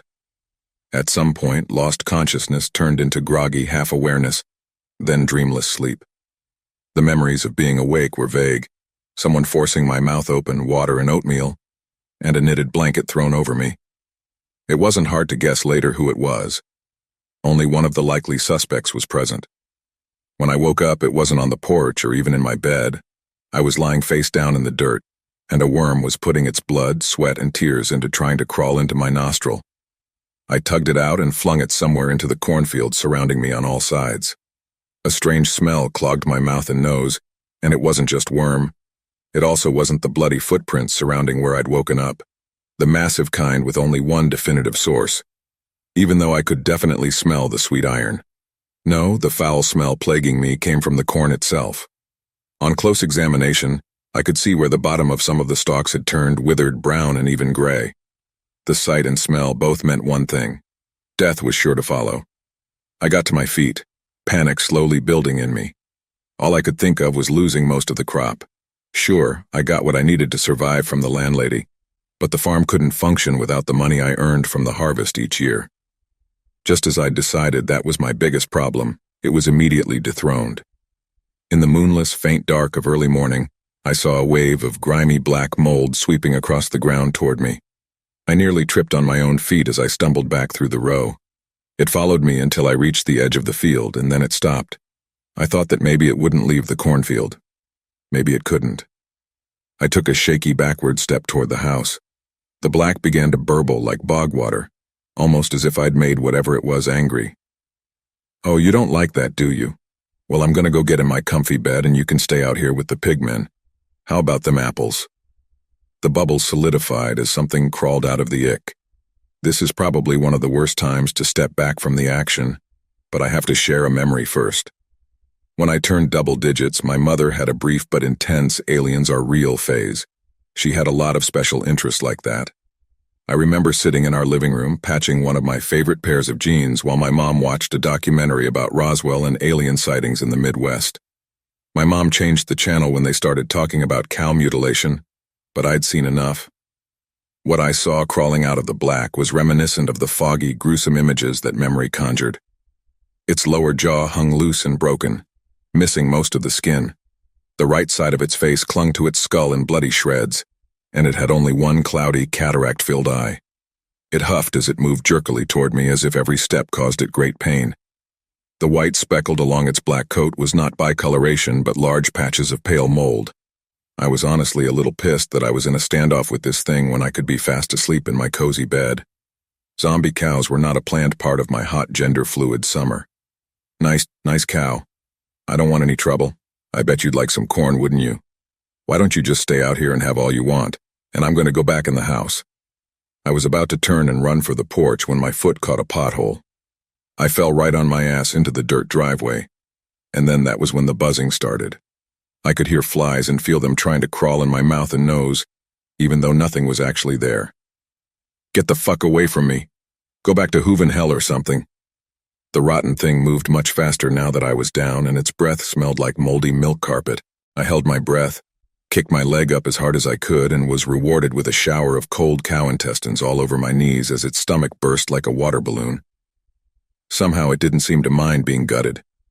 It thumped a hoof down hard on my chest, and the air shot out of my lungs with a hacking gasp. Its own intestines snaked up and out of its open mouth, snapping around my throat, and whenever I ripped one off, another took its place. I kicked and thrashed, and finally realized that maybe I should be screaming for help, so I did. If this thing wanted me as its girl dinner, I wouldn't make it easy. Just when my vision was darkening and I could feel its flat, cracked teeth against my nose, we were both bathed in harsh light. I turned and saw a truck barreling down the road toward me and my new friend. It closed the distance at full tilt, horn blaring, and the cow thing released its grip on me and sprinted back into the cornfield. I collapsed back onto the ground and the tires of the red Ford stopped about a foot from my face. My unlikely savior jumped from the truck with it still running and scooped me up out of the dirt. Without a word, Dawson threw me in the passenger seat and got back in on the other side, locking the doors. "Are you okay?" I was. I was definitely a little worse for wear. I couldn't think of a time I'd ever smelled this bad. But I was alive, and if Dawson hadn't shown up, I probably wouldn't have been. As much as it annoyed me to admit, if this had happened even a week ago, I would have been burnt toast. But I didn't tell him that. He probably already knew anyway. It was so stupid how smart he could be sometimes. I'm fine. I probably would have been a lot more fine if I'd fallen asleep watching Good Omens last night with someone who was supposed to be here sooner. Dawson sheepishly drove us the short distance back to the house. I know, I didn't just ditch you, I swear, I was coming to apologize actually. I brought breakfast. That's when I realized what the smell that was slowly invading my nostrils and replacing all the bad ones was. There were few things that could smooth over anger like a greasy McDonald's breakfast. Well, you'd better have a good excuse. Dawson looked around nervously and turned off the truck. I'll tell you all about it, let's just get inside. I don't know if that thing is gone. Oh God, my mom is going to kill me when she finds out I didn't turn around and speed out of here with you. I glanced around before opening the door and making a beeline for the house. Dawson followed with the food, and I let him in first before slamming the door behind us. I wasn't too worried about anything going after the animals, not yet anyway. Davy Crockett had enough old man rage to level a building. Do you have any idea what that was? Because I don't. All I've got is an undead cow, which doesn't feel right. Dawson shook his head. Bad news is what it is. I've only ever gotten the feeling I got seeing that once before. It's something evil. I sat down as Dawson laid out breakfast. Even after what I'd just been through, my appetite was still very much there. I swallowed a mouthful of half-chewed pancakes. What did you see? He got this deer-in-the-headlights look. When I was little, my family and I were visiting relatives on the res. I saw something one night. Something I shouldn't have. Something evil. My mom doesn't really like me talking about it with strangers, or with anyone, really. It's not that I don't trust you, of course, it's just… No, I get it. We all have to have some secrets. Sometimes it's safer that way. Do you think this is the same kind of thing? By now, dawn was breaking, and seeing the first light made me feel worlds better. I had never seen the pigman during the day, and even if the two weren't related, it inspired some confidence in me. Monsters didn't like daylight, right? I don't think so, but it's nothing good either way. Could we maybe change the subject, though? At least for a little while. Well, I said, moving on to the impressive amount of hash browns he'd brought. We could talk about how you stood me up last night. Dawson sighed and drenched his pancake in syrup. After we finished eating, I would have to do my rounds. Even if I was a little angry at him, I was glad to have him here for when I had to go back outside. I was just getting ready to leave when my dad called me to the barn. One of our ewes went into labor, and I spent the night elbow-deep in sheep vagina. Sheep vagina? Dawson laughed, but it was nervous. Yep, I would have much rather been elbow-deep in a bowl of popcorn. I laughed too, but for much longer. Then I realized I couldn't stop.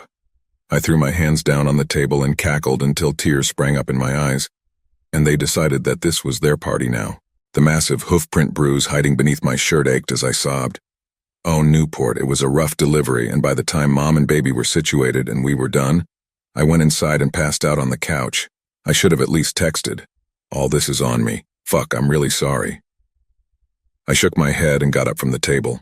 Dawson followed me as I grabbed my shotgun and walked out onto the porch, still unable to stop the tide of tears. It's not that, Dawson. I don't care about you playing ovine obstetrician, it was just that I was terrified for the well-being of myself and of my home. It was just that this rot creature didn't fit in with any of the usual oddities on the farm. It was dissonant and evil, and I could feel in my bones that it wouldn't be gone for long. It was just that I'd come close enough to death to feel its maw against my face. It was just that Dawson had saved my life. I'm just worried. Really worried. Dawson had been following me around like a puppy, but I heard his footsteps distinctly stop then. Hey. I turned and looked back at him. He had an expression I'd never seen on him before. Stony seriousness. It's okay to be worried, but it'll be all right regardless. I can tell this place means a lot to you, and we won't let anything threaten that. Or you. Dawson put both hands on my shoulders, and in the firmest, no-nonsense voice he said, "Fuck that zombie cow, he's a little bitch." Just like that, he had me laughing again, and this time the tears didn't come back. He dropped his hands and smiled. Knew I could get you to laugh. Oh my God, I said, wiping my eyes, just walk with me. I need someone to share my last cigarette with before I roll some more, and I'd rather not find out if Mr. Knight of the Living Beef is a smoker. Dawson started following me again, but this time he kept pace. I lit the cigarette and offered it out to him first. By the time we circled back to the porch, all that was left was smoke on our breaths. I heard him walk into the house, but I stayed, making sure the shotgun was loaded and looking out over the path. I could still see the deep tire tracks from when Dawson slammed on his brakes if I squinted. "What are you doing?" I didn't take my eyes off the road, but a smile crept over my face. "You've got your secrets, I've got mine." I gave it exactly 10 minutes before standing and turning back. Dawson was watching me, and he probably had been the whole time. "Keep your secrets," he said with a dumb grin. "Just come finish breakfast with me." So we sat in the kitchen together and finished our McDonald's on chipped china. It wasn't often that I got fast food like this, and even with it having grown colder than a banshee at her ex's wedding, I still ate every bite of it. "So I'm going to make us some coffee if I can figure out the caffeine dinosaur you've got over there." He was right. That coffee machine looked like it jumped out of the 50s, but I'd never gotten a better cup anywhere else. "And then we'll figure out what we should do next." I would call my mom and ask her, but I don't feel like the mom voice this early. I picked up our plates and looked over where Aunt Jean stood by the hissing coffee pot. "Someone beat you to it." Dawson caught my gaze and jumped a little when he saw her. "How did she get down here? I didn't see her or hear her come down the stairs, did you?" "Nope. If you're hanging around here, you might as well get used to it. Sometimes she's just there, and then she's somewhere else. But her teleportation has never been particularly malicious." Aunt Jean walked over and handed him 2 things. The first was a cup of coffee, which I was expecting. If she had spoken, she would have said something like, "Guests always come first in this house, chickadee." The second was an ice pack. Thank you, Aunt Jean. It's really nice to meet you properly." Aunt Jean took on a serious look. She gestured to the ice pack, then to me, before holding both wrinkly hands on her chest. It took Dawson a minute to register the message, but once he did, he came over quickly and with visible concern. "That thing hurt you bad, didn't it?" The soreness and pain that I'd been trying to ignore for the past hour flared up at his words. But I did my best to deny it. "I'm fine, I swear. Just some bruises and things I'd have to talk to my therapist about if I had one." "I don't believe you, take it." I stared at Dawson, and he stared at me. Neither of us was backing down. That was until Dawson cheated. A hard poke in the chest was all it took for me to wince and mutter, "Fuck," and Dawson shoved the ice pack into my hands. That was totally unfair, you know that? "Yeah, I know. Now ice that." As uncomfortable as the chill was, I gave in and stuffed the ice pack into my binder. Seeing that Dawson had won the ice pack battle, Aunt Jean walked over and pinched his cheek like he was an adorable baby. Then, for the first time ever, Aunt Jean spoke. "Well, that's not totally right." Her mouth formed the words, but the voice that came out of it definitely wasn't hers.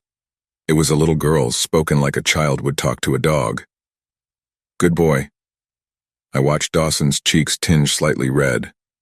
"Yeah, I do my best. Someone's got to make sure they take care of themselves." Aunt Jean's smile widened before she approached me and placed a steaming mug in my hand. "So we're feeling talkative today, Jeannie?" She reached out and gently patted my cheek. I caught the scent of Dove soap and then she was gone. "She's quite the character, isn't she?"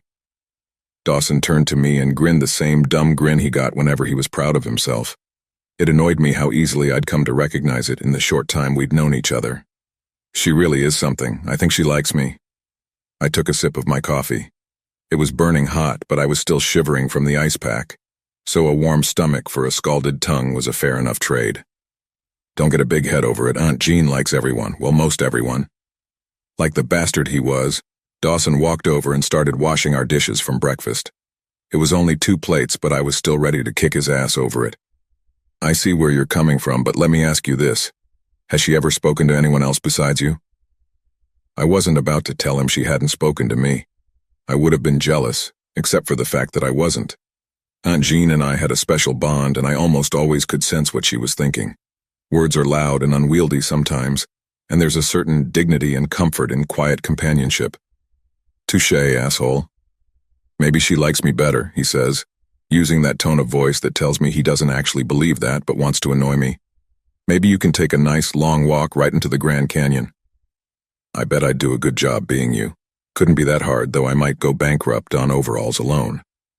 For a moment, I actually wondered if Dawson would do a good job running the farm. All signs pointed to no, but I didn't necessarily see it as a bad thing.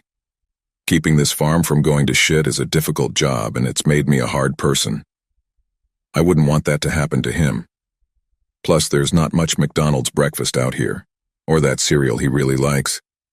I wasn't sure I'd like the person Dawson would become if he spent that much time around here. Oh please, you'd be running out of here in less than a day with your tail tucked between your legs and Davy Crockett hot on your ass. Oh really? Well, I'll have you know that your horse likes me better. I gasped in mock outrage. I was almost certain that wasn't true, but I respected the spirit of dramatics. How dare you? A curse on you. A curse upon your house, a curse upon your cow, a curse upon your... I was interrupted by a marimba. Dawson and I glanced at his phone, which lay on the table. The screen lit up with the word, Mama. Looks like your curse worked, Dawson said with a dry laugh. Oh, she's going to kill me. Then he answered it. The yell that came out of that tiny speaker could have been heard clear across the state. There's no force greater than a worried mother. Other than her yell, all I heard was Dawson's side of the conversation. Yes, Mama, I'm fine. No, I'm not outside. I know there's something bad out there. Yeah, I know, you always feel things like that. I snuck into the next room, far enough to be out of the way but close enough to still hear. No, Mama, I don't have it, but I can't just leave. Newport will be here all alone, and that thing might come back and... No, Mama, it's not like that. They're just... Mama, I can't leave them like that, and fine, I'll try, but I don't think it'll work. I know, Mama, I know you're looking out for me. I love you too. After a few minutes of silence, Dawson joined me in the living room. Hey, not a chance. I'm not leaving this farm while that thing is out there somewhere. I don't think Davy can hold his own for that long. Dawson sighed. I knew you'd say that. I tried to tell her, but she's going to have my ass if I don't go get some sort of protection from her. I usually have my necklace, but I was rushing out and I forgot it today. I picked my shotgun up again from where I had laid it and peeked outside.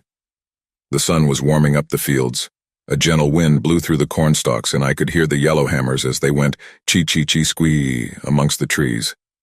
It was turning into a deceptively beautiful day. She said if I want to stay with you, she won't stop me as long as I get something to protect us. But I'm not leaving you here without a way to go. You can keep the truck, I'll walk. A gruesome picture invaded my brain at Dawson's words. Him walking down the path, and before he could even make it out of sight, a black and rotting blur tore out of the cornfield and slashed into him, spraying bright red blood everywhere, and putting on a gory horror show worthy of an A24 flick. Number, you're not walking. If you want to leave me the truck, fine. I won't argue with you on that, but we're going to find you a better way out of here. I didn't give him any time to disagree. I just snatched his wrist and pulled him out toward the barn. I already know my truck isn't going to work. It needs a new radiator, and I can't get one until next month. The four-wheeler has been slow lately, and I don't think we should take that risk. Dawson walked over to the horse stable just like I was afraid he would. I would have rather he rode Beelzebub. What about your horse? I'm sure he's fast enough. I scratched the back of my head. Hephaestus could be pretty rough when he wanted to be. I don't know. Hephaestus narrowed his eyes at Dawson, but he reached out to scratch his snout. All right, old man, I know you don't like me. But let's have a truce for now, okay? I've got to get where I'm going. To my surprise, instead of shooting out and snapping at him like the feral dog he was, Hephaestus closed his eyes and sighed. If you've never heard a horse sigh in content, I feel sorry for you and recommend you go find a horse at your earliest convenience. You'd do like him better, you bastard. Hef actually rolled his big horse eyes at me, like I was the dramatic one out of the two of us.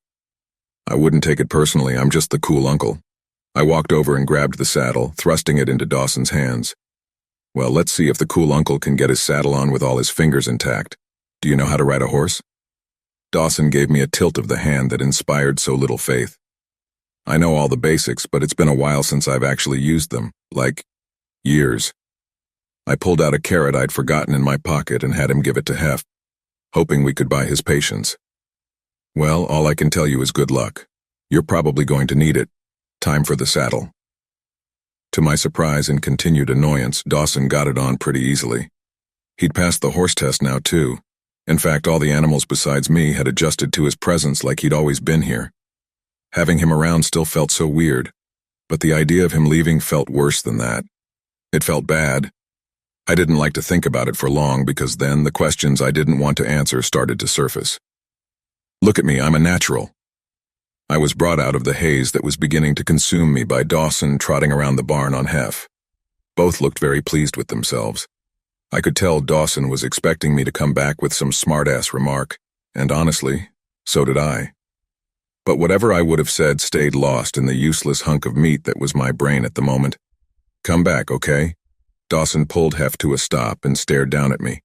"Because if you or Hef get splattered across the dirt road up here, it's going to attract crows, and they're totally going for the corn next, and that would be super lame." I hated the way Dawson's expression changed. It got softer and his eyebrows pinched together. "I'll be all right, Newport."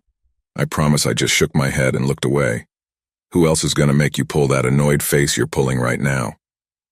If he had been beside me then, I would have for sure taken his tree branch elbow to my ribs. As I turned back to him, I almost felt it telepathically. I gave him what some might have called a smile. I hated how it sat on my face. It reeked of worry, and my concern for his well-being was none of his business. I led Hef out of the barn door, stopping just short of it. The sun was hot and the air was filled with the noise of Mother Nature, totally unbothered. But with the feeling in my stomach, it might as well have been the deepest depths of night. "Nobody would do it better. Keep your eyes out for that thing. I don't think it's scared of the daylight, Dawson." He nodded, and I laid my hand on Hephaestus's flank, silently pleading for the old stallion to keep his cargo safe. Then I slapped him on the behind with a hiya, and he tore down off the dirt road with Dawson. "Look at me," I heard him yelling as they rode away. "I'm riding a fucking horse." I had a sneaking suspicion that he had lied about his history with equestrians, but it seemed like he was managing regardless. "Don't yell like that, you're ringing the damn dinner bell." It was hard to tell from how far down he had made it, but I swear he turned back to look at me and winked. I sighed, shook my head, and went back into the barn. Usually the animals ate before me, but today hadn't been a usual day thus far, and my money was on it staying that way. Still, I could tell Davy was getting crankier than an old man who hadn't gone to bed by 7. After everyone was fed and seen to, I went inside and made sure all the doors were locked. Then I treated myself to a decadent lunch of a handful of Cheetos from the bag I picked up in town. The landlady rarely brought me anything besides healthy food and fresh ingredients, so it was my duty alone to treat myself. Then I went to shower. I was only just remembering that there was still dried cow gunk all over me. When that was done, I busied myself with household chores as best I could. I kept Kurt Cobain's voice rattling out of my stereo as high as it would go, trying to fight off the nervous something that was threatening to crawl up my back in every single moment of silence. I dragged my dustbuster all over the house, glad that I'd finally broken down and gotten Two-Tooth Steve to order me a Dyson using just a little of the liquid cash I kept in the lockbox. I tried to be very careful with what I used that money for, but a man can only bust the dust for so long. My days of bunnies under the bed would soon be no more. Afternoon crept into evening, and something in me knotted up when I had to flick the porch light on. I'd gotten no word from Dawson, not even a text. Not that there was much service out here. Aunt Jean stood by the kitchen window, staring into the gathering darkness.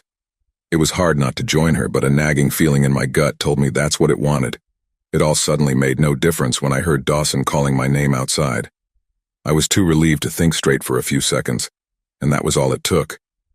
I threw open the door and raced off the porch like there were springs in my feet. I scanned down the long, lonely path to the main road. Dawson was nowhere to be seen, but I did hear footsteps behind me. They were slow and disjointed.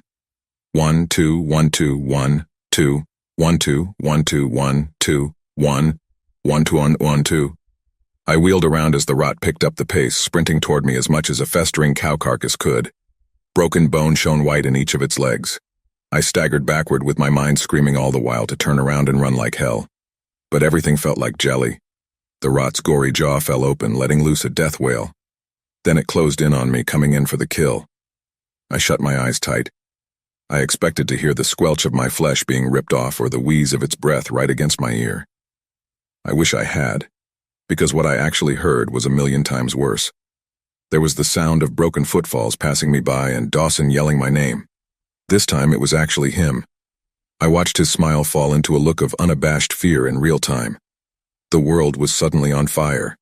The feeling of slogging through a jam jar was gone, and suddenly every move was at warp speed. I was on the porch, off the porch, halfway down the road, sprinting so hard my legs stung. My shotgun was in my hand. When did I grab it? I was getting there, but not fast enough. Hef let out the most terrified whinny I'd ever heard, and from where I was, I could see the panic in Dawson's wide eyes. The rot was a few more strides and a claw swipe from going all ominous unknown killer on my horse. Everything was a blur of motion after that. The Wi-Fi signal to my consciousness must have been extra shitty that day. There was a loud crack and Dawson was on the ground and Hef was running back toward the barn without him. And Dawson was clutching his wrist to his chest and I was lifting my gun and the rot was leaning over him, and its intestines were wrapping around his neck and bang. Time jerked to a halt. The rot wobbled slightly, a massive hole blown into its meaty skull. I didn't move or even breathe while waiting for it to fall. The only sound was Dawson whimpering quietly. I shot it and now it was over, right? Right? Pigs can be very dangerous animals. There's a reason why Dorothy's uncle freaked out when she fell into the pig pen in The Wizard of Oz. I'm not talking about wild boars either. Farm pigs aren't aggressive or carrying some zombie plague, as far as I know, but the danger lies in their appetite. Anyone who lives on a farm with them for even just a few days knows that they are definitely not herbivores. They'll eat just about anything, all the way up to human bones. I guess that's one way to get your calcium. Now don't get me wrong, if you fall into a pig pen, you're more than likely going to be all right, as long as the fall doesn't knock you out. But let's say the back of your head hits the ground particularly hard. You're unconscious. A group of even slightly hungry pigs will probably start with your clothes, boots, hair, and maybe even your ears. But if you give them long enough, once they've got going, they'll do much more permanent damage. My maternal great-grandfather was a pig farmer. One day in a record-temperature July, he got a bad case of heat stroke and did just that. He was passed out in that pig pen for an hour and a half before my great-grandmother found him and, nurse instincts kicking in, rushed him to the hospital. He lived, but he lost 3 fingers, had been given plenty of scars that would never fully heal, and had to walk with a cane for the rest of his life. Why am I telling you all this? Well, suffice it to say, I would rather cover myself in ketchup and honey and take a long nap in a commercial pigsty than have to look out of my kitchen window at night and see that pigman standing in the fields one more damn time. Before I make it sound like I hate pigs, I don't. All domesticated animals come with their own dangers, and most won't hurt you unless you somehow give them the opportunity, even unintentionally. There's something to be said about the intelligence and even kindness of the humble swine. But that thing, it was different. Every time I caught sight of the shine of its dewy, misshapen eyes in the darkness, I felt sick to my stomach. Hamlet squealed and put his little hooves on my chest as if he could read my thoughts and was pleading his little piggy case. I sat the brush down and scooped him into my arms, rocking him like a babe. "Oh, you're not gobbling up anyone's fingers, are you, little guy?" He squirmed around and oinked like a giant porky worm, and I gave him a slice of apple before letting him go. Dawson was always bringing apples over now, and the animals loved it. I wouldn't admit it to him, but so did I. I gave Hamlet back to his appreciative mother and brushed off the seat of my overalls. The afternoon sweltered, even in the shade of the barn, and my throat was dry. I made sure everyone had plenty of water before going back toward the house. Maybe Aunt Jean could pull some sweet iced tea out of a pocket dimension because I'd forgotten to make more. Dawson was going to kick my ass when he made it over for dinner. A glass of tea with a lemon slice was waiting on the kitchen table when I went inside, like I'd tupled it up. Reading minds would have been the least surprising thing Aunt Jean was capable of. I gave it a cursory poisoned sniff, drank it down, and then popped the lemon slice into my mouth, rind and all. No sense in wasting it. As soon as I was hydrated, my body immediately decided to ruin it all and Jones for a cigarette. "Hey, Aunt Jean," I called up the stairs. "Thanks for the tea. I'm gonna step out for a smoke real quick. Don't forget Dawson will be over in a few hours." The only audible response was the steady creak of the rocking chair starting up again upstairs. If she had spoken, I no doubt would have heard her call out, "I'll wear my best, chickadee." I rolled a fresh cigarette and stepped outside with my Zippo. A faint, musty scent clung to the breeze like a fat tick, and as I looked out to the field, I remembered the rotted roots of some of the corn stalks. My stomach twisted into a double pretzel knot. It's one of the worst feelings in the world to know something is going terribly wrong, something that will affect you severely, and not be able to do anything about it. My crop, sown with my own blood, sweat, and diesel, was dying. As far as I could tell, I'd done nothing wrong or different than usual besides my land being host to the evil. At that moment, I told myself that no, I wouldn't sit back and watch it happen. I'd do everything short of black magic to save that corn. Surely Two-Tooth Steve had something helpful and questionably legal to offer me. As I shifted my gaze upward from the exceptionally nasty-looking patch, I saw him. The pig man had never been out in the day like this before. But there he was, standing with his hammer over his shoulder and staring at me with those inky eyes. He was an even worse sight to behold in clear light. I could see every greasy wrinkle and every pit where his skin settled wrong. I sat on the porch railing, lit the cigarette, and lifted it to my mouth. I needed it then more than ever. As I blew a cloud of smoke out of my nose, the pig man began to move. I looked on in stunned silence as he walked to the edge of the cornfield. We held eye contact for what felt like ages. The cigarette burned down to ash in my hand, and the wind whistling through the stalks was the only sound other than my heavy breathing. Was he going to run up here? Was this it? Would he charge me, pick me up, and chew me down to the bone? As my life flashed before my eyes for let's face it, I'm not counting anymore. All I could think of was Dawson, and how much it was going to suck for him to find my mangled corpse when he came over for dinner. I would have gone through the reverse 1,000 times if he didn't have to even once. I couldn't deny that he was sweet. He didn't deserve to see shit like that. The near silence was suddenly broken when the pig man let out a squeal scream so loud that he leaned forward into it. Birds took flight in terror from the pines in the distance, and I jumped so hard that I fell forward and hit the ground 3 feet below. I clutched at my knee and groaned in pain. The pig man just watched me, making odd snuffling noises that might have been the pig equivalent of giggles. I pushed myself to my feet and started limping toward the cornfield with my skinned knee. That tore it. I was about to give this swine behind a piece of my mind. What the fuck is wrong with you, huh? Why do you like to torture me, you creep? Why can't you just leave? You aren't paying rent. Go somewhere else. I met him at the edge of the field and quickly realized that I'd never been this close to him. The stink of old blood overwhelmed the rotting corn scent, and I felt my breakfast threatening to come back for a visit. Slanted pig teeth, stained brown, poked out from a snout that looked like it was melting. His eyes sat even farther in the sockets than I'd initially thought, giving the whole thing the appearance of a cheap 2 sizes too big latex mask. His fingers were crusted with dirt, and his nails were bitten down to bloody quicks. One ear had begun to mold, and the other bore a small yellow livestock tag which I couldn't read. As I took it all in, a fly crawled in through his nostril and out of his eye. I thought faintly about running back to the house, but anger beat out fear. You need to find some other farmer to bother. I'm not taking your shit anymore. Without considering the consequences for longer than a second, I broke the barrier between us and stepped into the cornfield. The old blood smell grew fresh and overwhelming. All around me I could suddenly hear the tramping of hooves and the screaming of pigs, not oinking or squealing. This was a slaughterhouse cry. I tried to step back but froze when I heard something entirely different above the noise. "Leave, Newport, you have no place on this land," called out a male voice. Unlike everything else, it came from inside my head. It was harsh but familiar. It conjured a face and a name in my head, but I couldn't make either out. All I saw was blurry shapes and colors. The puzzle pieces that filled the gaps in my memories were lost in a wood chipper. I didn't know who was talking to me, but boy did I give them a piece of my mind. Fuck you. This land, this house, these animals all need me. This is my home. I belong here. The hoofbeats got louder and I felt something hard come down on my ankle. When I fell to the ground, all bets were off. Hit after hit, all over my body, pigs I couldn't even see ground their feet into my skin as they trampled all over me. I could feel the gritty dirt they left on me with each step, and I choked on the dust they kicked up.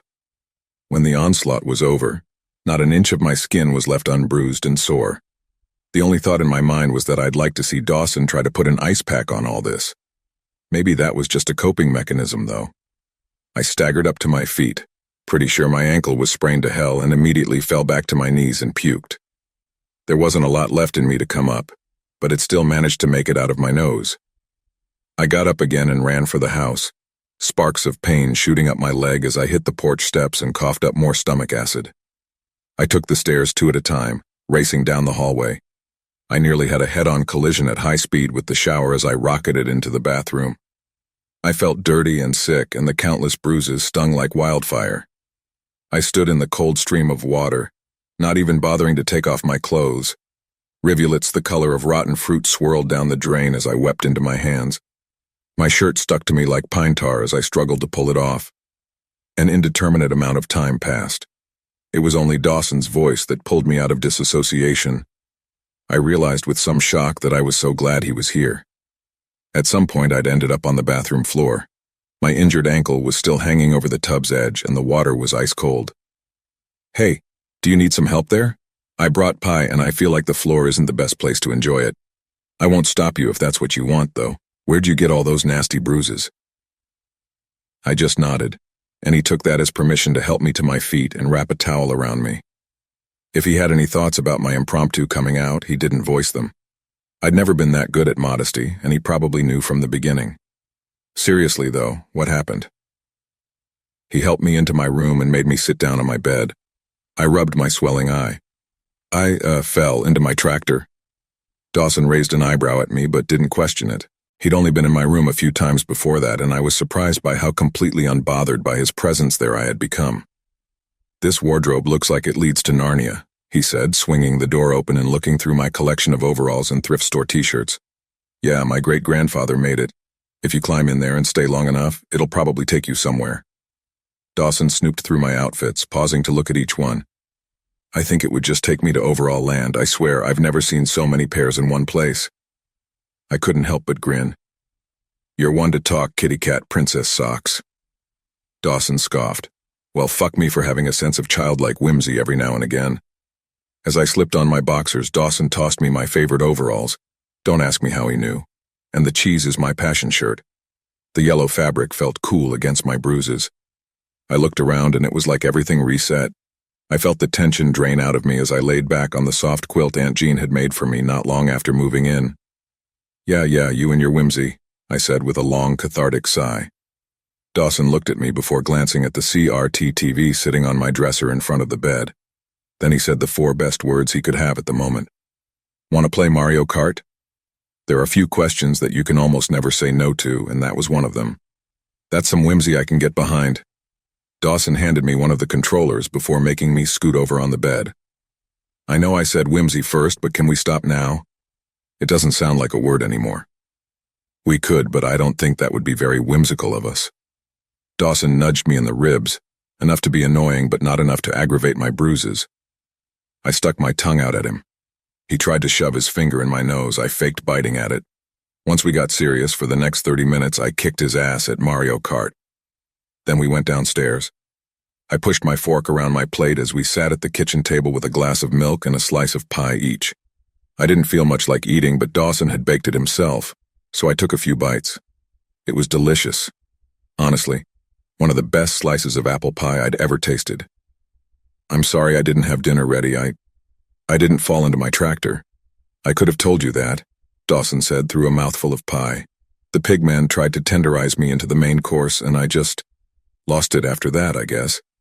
If you'll give me a bit, I can—" Dawson swallowed hard and thunked his fork down on the table. "The guy out in the field? He did this to you?" Dawson had never really asked about the pigman. Once he got the message that some weird shit just kind of exists around here, he quickly adapted to my method of just letting it be. But nothing besides the rot had ever really hurt me before. Not on purpose, anyway. Bees had almost put my eye out more than a few times, but chickens will be chickens. "Yeah, but—" Dawson stood up from the table and started toward the door. "Wait. Dawson, no." That asshole didn't even listen to me for a second. He threw open the kitchen door and started marching toward the cornfield like the next super soldier or something. I ran after him. "Dawson, the pigman has been here for a long time. He's bad juju. You saw what he did to me. I don't know what he'll do to you, so just leave him alone." I grabbed Dawson's shoulder and he stopped for a second. "I'm not going to try and body slam him, but he hurt you, and I'm about to make sure he gets the message that he's not going to do it again." With that, he shook me off and kept going. I followed helplessly after him, dreading the bloodbath that I was sure would come. Without a note of hesitation, Dawson walked into the cornfield and right up to where the pigman had retreated. He wasn't immediately run over by a stampede of pigs, but something heavy and tense was in the air. They both stood there for a minute, quiet and unmoving. Then Dawson stuck a finger out at him. "You leave my friend alone, you uncultured swine. If you ever lay a hand on him again, I'll punch you so hard you turn into vegan bacon." The pigman walked closer to him, closing the distance between them to maybe a foot. I cringed and tried to pull Dawson back, but he was solid and unshakable. He wasn't going anywhere. You won't touch him again. Do you hear me? Even with Dawson raising his voice, the pigman's droopy face remained expressionless. But to my horror, he raised a hand, ready to strike. Don't hurt him, please, he didn't mean it. Dawson got into a fighting stance, ready to fight what was clearly a losing battle if need be. I'd still root for him. Did too, I totally meant it. As the pigman's gigantic, greasy hand rose above his head, I prepared for the worst. I knew what those fists could do. I could remember sitting out on the porch with my mother when she was still with me, watching as the pigman snatched crows out of the air with his surprisingly agile hands, crushed their bodies in between his sausage-like fingers, and shoved their corpses into his dripping maw. The sight always made me nauseous enough to go back inside, but my mom only stared vacantly at him. "Show me what you got, pork chop," Dawson taunted, and boy, did Pigman deliver. Instead of whack-a-moling him halfway into the ground, he opened his fingers. Only then did I notice two things I hadn't before. That same musty carpet and dying plant smell in the air, and the loop of rope around his middle finger. The protection talisman hung from his hand, and Dawson and I both stared in gut-wrench shock. We both turned at the same time and met with the same horrible sight. A trail of dead grass and swollen flies led up to the porch, where the door was swung open. In the distance, I heard the sounds of hooves on wood and the clack of old teeth. I didn't really care about any of my belongings, but Aunt Jean was in there and I didn't know what this thing was capable of. It was time for me to make the dumb decision to protect the ones I loved. I sprinted toward the porch, Dawson hot on my heels. "Get out of my house, you poor excuse for a compost heap." I threw a hand out in front of Dawson as we made it inside, ready to take the brunt of the attack if this thing was still here. The kitchen was in ruins. The last bits of my food were scattered across the floor, growing fat chunks of green and white mold with worms and ants feasting on the remotely edible parts. Aunt Jean was standing by the stairwell, unharmed but with a smear of dark dirt across her dinner dress and looking madder than a mule munching on bumblebees. "Bastard," was all she said, in a deep masculine voice you'd imagine coming from a Navy SEAL and not a tiny old granny. I looked over to Dawson, who'd moved to examine what remained of the pie he'd brought. I almost wished I hadn't. The crust was dried out to hell, and maggots writhed around in what remained of the apple filling. I'd taken out entire hornets' nests and fed a grape to a spider as big as my hand. But maggots were the one thing I could not handle. "Nope. Fuck that," I said, stumbling back to where I couldn't see the little white fuckers. But that proved impossible because even the half-eaten slices left on our plates were swarmed with them. It took everything. Dawson was right. All the pantry doors were open and the fridge and freezer were barren. There wasn't a single morsel of edible food left in my house. But that wasn't what I cared about right now. I cared about the tremble in Dawson's lip and how his voice shook just a little. I knew he'd worked hard on that pie. He'd done it for me, and so few people did things for me. "Yeah, it did. It took your amazing pie and I'm gonna take its kneecaps." I stormed outside and shook my fist at the sky like I was making sure God herself was watching. "You come out here and face me, you fucking coward. I'm not going to let you hurt my friend or kill my crops. Do you hear me? Over my dead body." Apparently, the rot was ready to accept that challenge. I watched the trail of black wind its way out of the cornfield and up to where I stood. As it rose out of the ground, our eyes locked, and it had me right where it wanted me. I'm sure y'all want me to get to the action, and I will. But first I have to explain something.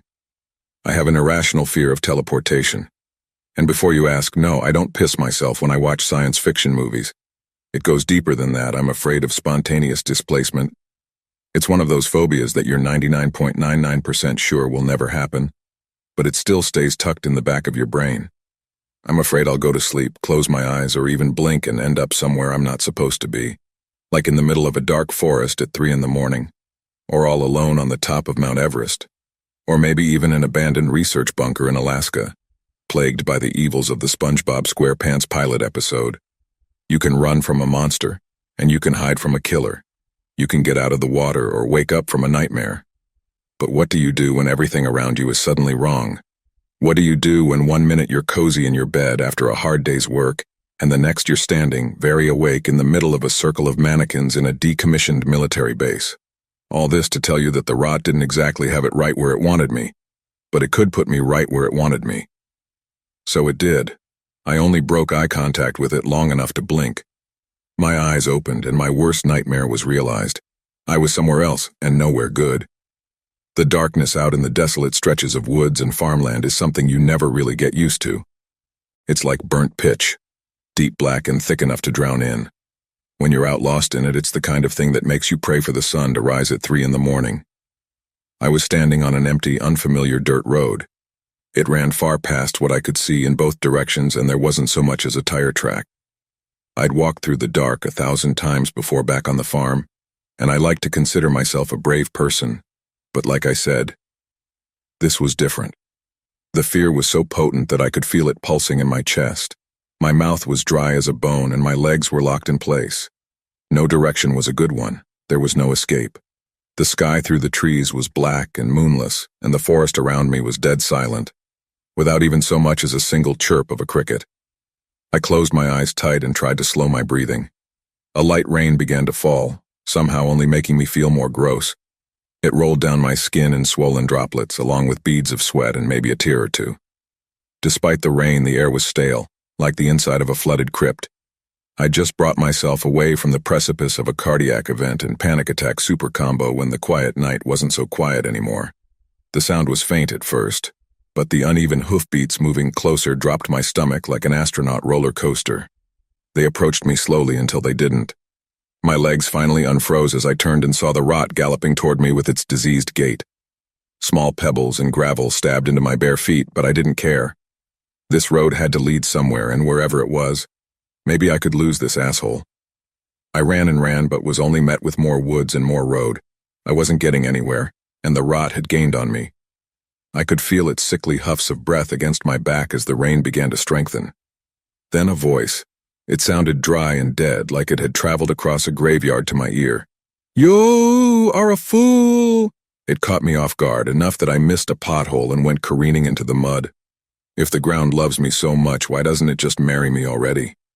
I flipped over onto my back as the rot approached, its jaw hanging like it would fall any second. Black bile ran out of the hole in its skull where its nose would have been. Its one good eye traded the milk of blindness for the bloodshot of anger. Flies buzzed around my head and tried to find a home in my nose, and I dug them out along with globs of red mud. It didn't save me from the smell, though, thicker than glue poured straight into my sinuses. Like a cornered animal, I bared my teeth in rage. The absolute nerve of this guy. Nose holes are sacred. And you smell like Oscar the Grouch's jockstrap. Taste my foot, you fuckmuffin. I delivered a hard kick to the bottom of its jaw, which sailed high and off into the thick brush beside the road with a satisfying crack. "Pop fly, motherfucker." As I sprung to my feet, it charged at me, screaming with half a mouth as its pale, fat tongue thrashed against its neck. Sharp pain radiated up from my ankle as I sprinted away. A creature of decay had no business with a jawbone that tough. At some point during my run, I blinked and was somewhere else again. I couldn't tell if I'd done something wrong at some point or was just doomed to the necessary function of my face circles. I was jerked to a stop by knee-deep water, almost falling face first. If I had known where I would have ended up next, I'd have taken the dirt road again 5 times over. My feet sunk into the black silt of a midnight bayou, and the air filled with sound, almost like someone had pressed play on a remote. The cacophony of wildlife didn't make me feel any better, though. The loudest noise was the territorial bellow of alligators. I'd lived near a bayou all my life, but this place felt vastly unfamiliar. Mother Nature is perfectly capable of creating her own dangers without the aid of supernatural entities who want to see the flesh fester off your bones. I rocketed straight past, being frozen in fear, and went immediately to fight or flight. I started in the direction of what I could only hope was land, muttering "please, please, please" under my breath. Not like the hungry mouth of a reptile would listen to anything I had to say. I only made it a few steps before the ground dropped from under me, bringing the water level to chest height. I saw spots as panic settled in. I know that most people say that's the worst thing to do in a situation like this, but it was my quickly shortening life, and I was going to panic as much as I pleased. Suddenly, the sounds around me all died, leaving only the voice again. "You duh, my poor." In the distance, I heard approaching splashes. Some black behemoth was steadily making its way toward me through the dark waters. Acting quickly, I sucked in a deep breath and sunk to just below my eyes. When in Rome, I guess. The beast's steps sounded entirely different beneath the water as it drew closer. Muffled mini-explosions echoed through the swamp to my waterlogged ears. When it reached me, all went truly silent. It stood high above the cypress trees, with a head the size of a school bus. It turned its snout down to stare at me, its one good eye glowing white-hot, like a scorching desert sun. The mangled jawbone sat low on its neck, as if it had put it back on like an ill-fitting necklace. "You challenge me to my fast little worm of man." It stayed there, staring at me, hooves as big as transfer truck tires unmoving in the muck. My lungs burned for air as my vision blurred. Hadn't anyone ever told it to pick on someone its own size? The need for air and the will to survive eventually outweighed my fear, and I surfaced with a gasp, just far enough to suck in much-needed air. Instead of snapping me up like I'd expected, the rod only laughed and stomped further into the bayou and, eventually, out of sight. Silence fell again, but not for long. It was quickly replaced by the bubbling uprush of water as innumerable corpses rose from the depths. Fowl, fish, lizards, and snakes, beavers and squirrels, deer, a black bear or two, even people. Everything that had lived in or around it had been reduced to macabre pool floaties, riddled with decomposition.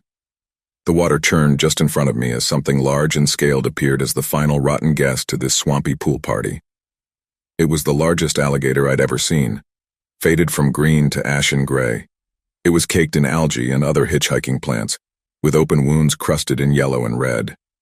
Bile rose in my throat as I noticed how distended its belly had become. Rigor mortis makes balloons out of us all. I tried to take a step back, but I felt the water somehow dropping down even further in the direction I'd come from. A massive cottonmouth slid out of the gator's empty eye socket. As it slithered down its grimy snout, I noticed the single eye, glowing like tiny wormwood in the snake's face. Its mouth cracked open, and instead of fangs, all I saw was blackness. I will have, wad, I wan, I was sick of these party tricks. I picked the bastard up by the neck and flung it as far into the distance as possible. As if punishing me, I felt razor teeth sink into my leg below the water. I screamed and shut my eyes tight in agony. When I opened them again, I was somewhere else. I stood on my feet for all of about 2 seconds before crumpling to the dusty floor of the house I'd been put in. Blood gurgled out of the absolute mess that was once my leg. I could make out the outline of serrated teeth along the edge of the wound. As I stumbled toward the wall, I almost laughed when I remembered my dad had sworn he'd seen a bull shark in Hog Hollow Bayou the day before I was born. The only light was from a dim lantern on the wall, left on during the night to make trips to the bathroom easier. Something tall and rusted leaned against the other wall, and I hobbled over.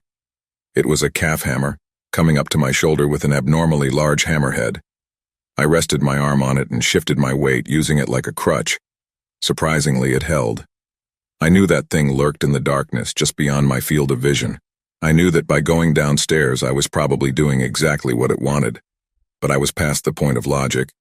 My mind was playing only the greatest hits. Leave. Get out now. Run. And not much else. So I crutched over to the creaky landing and began to make my way down. I only made it about halfway before my injured foot came down wrong and sent me tumbling to the bottom of the stairs. I landed feet first with a sharp crack that put my mangled ankle out of commission for good. Bone peeked through the bloody skin, and I just lay there for a second as the popcorn ceiling spun around me. Not far out of my field of vision, I could hear the impatient stamp of a hoof, like my torture tour guide was telling me to hurry up. Well, whatever it had planned for me next, it could wait 2 cotton-picking fucking seconds. I stayed there until I mostly didn't feel like I was going to puke up my lungs. Then I took the hammer and struggled to my foot. I was standing in a kitchen that looked suspiciously similar to mine. That wasn't really what caught my attention, though. Laying more off the table than on, testing the strength it was clearly lacking, was an enormous horse. It didn't take long to recognize Hephaestus. He looked a bit younger back when he still could have gotten a job for Budweiser. 3 figures sat around him at the table, lips and teeth stained with blood. They were eating him. Large chunks of flesh were torn from his hide, leaking dark red all over the floor. "Hephaestus," I said weakly, "what have they done to you?" His head hung off the side closest to me, and as if in response to my question, he lifted it and blinked his eyes up at me. He was still alive. Half-digested apple pie joined the congealing blood all over the floor. The figures at the table, nothing but festering corpses now, looked up at me as if I was the rude one here for puking while they chowed down on one of my only friends. "Join us, Portia," croaked the woman. My skin crawled both at the tone of her voice and the use of my old name. I'd rather sit on the devil's lap on a Sunday morning. The largest corpse grinned at me, complete with the rattling grind of dry, dead teeth. You look starved, little hen, always looking starved. Come put some meat on your bones. I took a step back, and it felt like the entire room got so much smaller. All I could do was hope there was a door behind me as I inched away, and that this didn't become that one joke about 3 zombies, a queer and a half-eaten horse all stuffed inside a closet. The third figure opened his mouth to speak, but God, I couldn't. I just couldn't. I pressed my hands over my ears for all the good it would do and screamed louder than I ever had. Then I turned and ran, throwing myself into the door to the outside. I don't know how I was moving on my destroyed leg, but adrenaline really is one hell of a chemical. The outside was nothing but cornfield shrouded by low-hanging forest. Seeing corn in the middle of deep woods was an eerie sight. It didn't belong there. I didn't belong here. I fled in no particular direction, searching desperately for an opening that just wasn't there. The further I went, the more rotten the crops became. By the time I came to a break in the rows, my surroundings were little more than dried-out, weevil-infested husks. I walked into the middle of the round clearing, wheezing loudly as my lungs tried to catch up with all the running for my life I had been doing lately. Strange patterns were scratched into the hard-packed earth beneath my feet, and if this was a genuine crop circle, I would have happily taken an abduction over this nightmare. Probing included. Your pathetic rebellion does not faze me. Like a shitty sequel that nobody asked for, the rot crawled out of the corn. It moved low to the ground like a centipede, its joints making a horrible symphony of snaps and pops. Broken hooves cracked against dry dirt as it raced toward me. I felt something solid in my hands where it wasn't before. You and your little friend are pigs to the coos mixed slaughter. Your blood will fester and forgo wooden cracks until nothing is left of you, not even a memory. I took a step back, but I wasn't running away.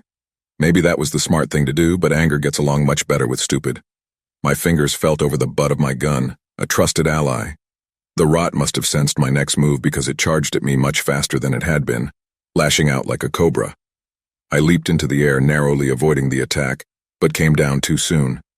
I felt the crunch of brittle spine under my feet as the rot let out a bellow of agony. I almost felt a little bad, except for the fact that I actually didn't at all. You want to talk about pigs? Welcome to the pen, asshole. Get chewed on. I whirled around and brought the gun stock down squarely on top of the bastard's skull, making a sound like a frozen watermelon being thrown off a roof. I didn't stop, though. I kept raising it and bringing it down until I saw the pale whites and grays of a brain long since used. One more time for good measure, and I closed my eyes with the force of it. As the butt of my gun shattered, I was standing in my own cornfield. My leg was sore but not broken or mangled like I'd expected. I looked down at the gun in my hand. I had hoped the stock would be in pieces, and I would feel this overwhelming sense of peace and victory. But no, it was intact, save for a crack down the middle where splotches of black growth were beginning to invade. Even after I'd bashed its brains in, it was still out there, and it wanted me to know it. Newport. Dawson and I locked eyes, and in the few seconds it took to blink the dust out of them, he had already made it over and yanked me off my feet. He held me bridle style and ran back into the house, slamming the door behind him and shoving a chair in front of it. Are you okay? What the hell was that? You were just gone. And then you were all the way over in the cornfield. I was so worried. Are you hurt? Where is the... What happened to... Are we going to... His voice was slowly replaced by a constant, high-pitched drone, flooding through my ears and blocking out all other sound. The shock must have been extended release because I spent the rest of that night in a haze. At some point, Dawson pressed a cuboid shape into my hand. It was a half-melted Rice Krispie treat, and I assumed it had spent most of the day in his crowded pockets. When my memory solidified, I was standing by the kitchen door. It was wide open, the cold knob firm in my grip. Dawson was sitting at the table, eyes bloodshot with a look of deep concern plastered on his tired face. A storm had rolled in, and mixed with the howling of the wind and the heaviness of the downpour, I could hear that same dry voice as it crooned Dawson's name. It was taunting me. You need to go. Dawson looked up at me. No. In the distance, odd shadows twisted just beyond the porch light's reach. Every so often it would flicker and the shadows would dare to climb up the stairs, retreating when it returned. The dawn was on its way. There was faint light in the east, but it wasn't coming fast enough. I want you to leave, Dawson. Go home to your parents. I hated how my voice shook like it was just another branch in the rain. The taste of iron filled my mouth as I chewed on the edge of my tongue. I'm not going anywhere, Newport. I won't leave you alone here. Not with that thing still out there. I like to consider myself a strong person. By design, farmers can't be anything but. Beyond that, I've seen things that would drive most people mad. I've watched the ones I love slowly fade away and simply kept on going. But the hold I had on the shitty string that kept me together was fraying. My nerves were fracturing at the hands of the poster child for mad cow disease. I'd tried in earnest to end that thing, and now it was laughing at me out in the night. I picked up the shotgun off the floor and leveled it at Dawson. He stood up, but unlike any sensible person, there was no alarm or fear in his face. My hands were shaking like crazy, but my fingers were steady on the stock and barrel of the gun, nowhere near the trigger. Want to talk about why you're pointing Alice at me right now? Did you give my gun a name? Dawson cocked his head and got that dumb smile from the first time I'd aimed a gun at him. Yeah, I don't know, I thought it suited her. Also, Newport Jr. would have gotten me drawn and quartered. An ugly noise between a laugh and a sob came out of me. Stop distracting me, you need to get out of here, I'm not asking. The sky roared above us, loud enough to shake the walls. Dawson's tone was annoyingly even. Somewhere deep down, I wanted him to yell at me. I craved an all-out screaming match, and I hated myself for it. The evil presence infecting my land was having more of an effect on me than I could fathom. Newport, I'm not just going to abandon you when you're in danger. It called out his name again as lightning arced across the sky. The stock of my shotgun began to crumble in my hands, breaking apart like soaked wood chips. Don't you hear that? You're in fucking danger too. It's not playing games anymore. It knows that I care about you more than I care about myself. We were both silent for a few moments, staring at each other. I'd never seen a look of surprise that strong on Dawson's face before. I couldn't believe what I'd said, but it was true. There was no taking it back. You can leave. I can't leave, not again. You have a wonderful family and so much potential, and I don't want to die, and the animals need me, but let's face it, in the grand scheme of things, it wouldn't be some massive loss. Even with the barrel still trained on him, Dawson walked over and put a hand on my shoulder. The gun poked into his chest, but he didn't seem to care. Just go. I'll survive, and besides, everyone leaves me eventually. I lowered the gun, nearly dropping it. Dawson's other hand rested on my opposite shoulder, and then suddenly I was being pulled into a hug. I could tell his mom had passed down her anaconda grip to him. I'm ashamed to say that I dead-fished the hug just a little. Fine, I'll go, but I'm not leaving. Don't you dare think that's what this is. I'll be here the second you need me. I want us alive, but if I had to be dead, I'd want to be dead with you. Losing is better with company. He pulled away, but left his hands on my shoulders. If you die, I'm gonna kill you. I laughed, and it sounded worse than a cat barking. Dawson took my hand in his and pressed our thumbs together. And for the record, the world would suck without you in it. I held his hand in mine for a second longer before shaking him off. I tried to sound firm and serious, but it just came out soft. Stop lying to me and just get in your big red truck and go the hell home. Before he had time to say something smart-ass in response, I herded him out the door, Alice in tow. But she wasn't an empty threat anymore. She was an admittedly ineffective defense against what was out there in the darkness. I walked back to the porch and lingered there, watching him wind up the road and making sure he didn't pull any tricks. Out in the darkness, I could hear another dry laugh. If you hurt him, I'll make sure that there isn't even scorched earth left of you. Thunder growled above me as the wind whipped through the loblollies. It was a challenge. It was a real gag that it could goad me all I wanted. But the minute I got an attitude back, I was taken on a safari through the 9 circles of hell. I said nothing. I'd made my point. As I watched Dawson finally turn off my driveway, that's when I saw it. Underneath my feet, the porch steps were covered with mold. Things got a little foggy after that. My mind was filled with a singular purpose, to get rid of it. There's one last thing I've mostly neglected to mention until now. It's true that I've never paid a dime of rent on this house. It goes back in my family for generations. So why do I have a landlady? I don't talk about the landlady that much out of some odd respect for her privacy. She's a very guarded being, almost certainly not human. But she takes care of me and the farm while still giving me the freedom to do pretty much whatever I please. There have been times when she's let me know I've done something she doesn't like. When I used to leave out mousetraps, Somehow they'd always end up in my shower or on my pillow in just the right place that I wouldn't see it until it was too late. It didn't take me long to get the hint, and I started leaving out the no-kill traps after that. Ever since it was just my mother and me, we've had an unspoken agreement. On the first night of every month, I set a basket or two full of eggs on my front porch, and in the morning, it's replaced with enough fresh food to last the month and proof of paid bills. She even pays for my internet and cable. Not long after that all started, I started calling it the offering. It sounds cooler that way. I'd seen the landlady once before the mega chicken attack. The night after my mother left, I sat on the porch all night and cried out for her, hoping against hope that I'd see her walking back up the road. When I wandered far enough away from the house to peer into the woods behind it, I saw her. The landlady cast a shadow in the full moon that was way larger than she was, her silver eyes glowing out into the darkness. She didn't come any closer, but she stood there the whole night. I could feel her presence, even when I couldn't directly see her. The message was easy to grasp. She didn't want me to feel alone. She's a mysterious entity, but she's a kind one. The point of my mentioning this now is that I had not a single scrap of food left, and with my fear of leaving the farm and coming back to it in ruins, there was only one place I could get it. But when Dawson left, that was the furthest thought from my mind. I don't know how long I stayed there on those stairs. I couldn't tell you if you put a gun to my head, but I do know it was too long. I ran into the house and frantically grabbed chemicals. Then I dropped to my knees on the porch and didn't come up. Hours passed. The only thing I can recall was the smell of bleach and the burning underneath my fingernails. The time stretched out into days. I slept if and where I dropped. I didn't eat. The only water I had was from the cold rain on my face.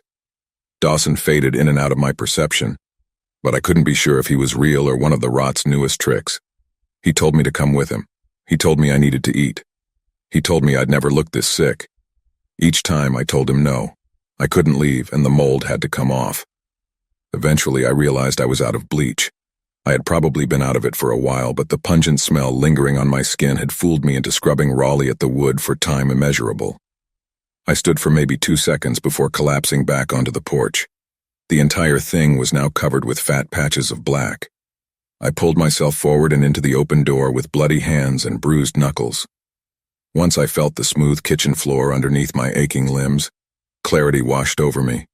I was dying. I was lying here on the floor, starving to death. I lifted my head just enough to turn it, and that's when I saw it. Beside the front door sat a basket full of eggs. They were speckled with black spots, and some of them were that same bright red. Clearly bad. That thing was throwing off the balance, even for the girls. Still, placed at the top were the few good ones from the clutch, and attached was a simple note with flowery handwriting. It was written upside down, but I could still pick out the words after focusing my swimming vision. Don't be stubborn, chickadee. You know what you have to do, and I did. I finally did know what I had to do. I took the basket and used the wall to push up to my knees. Eggs and trembling arm, I slid across to the doorway. They fell from my hand the second I made it out to the porch, rolling across it and down the stairs. Several of them broke in the process. Man, Dawson, if you were here, I said in a loud, delirious voice, you'd have probably said something like, wow, Newport, excellent job there. I started to laugh, but then I wasn't laughing anymore. What precious water I still had was escaping from my eyes like it was late for the water cycle. When I still had my family, I used to enjoy being alone every now and again. They say you don't know what you've got until it's gone. I'd hide in my closet with a book or daydream underneath my bed. Now I'd give almost anything to see my father's heavy work boots walking up beneath the bedskirt. Another one of my mother's fleeting special interests had been the ocean. Marine biology, oceanography, maritime travel, you name it. For a few months it was all she would talk about. I remember my father sitting with her in the night and enthusiastically soaking in every single odd fact or long tangent she had to give. I know he loved her. I listened too. Laying in bed at night when things were a little too much, I'd close my eyes and imagine I was somewhere else. Surprisingly, this was my one exception to the teleportation fear. One of the things I'd heard about in my mother's passionate rambling was Point Nemo. Point Nemo is, statistically, the loneliest place on Earth. It's not an island, but a set of coordinates in the Pacific Ocean known as the oceanic pole of inaccessibility. Often the closest living people are on the International Space Station when it passes by overhead.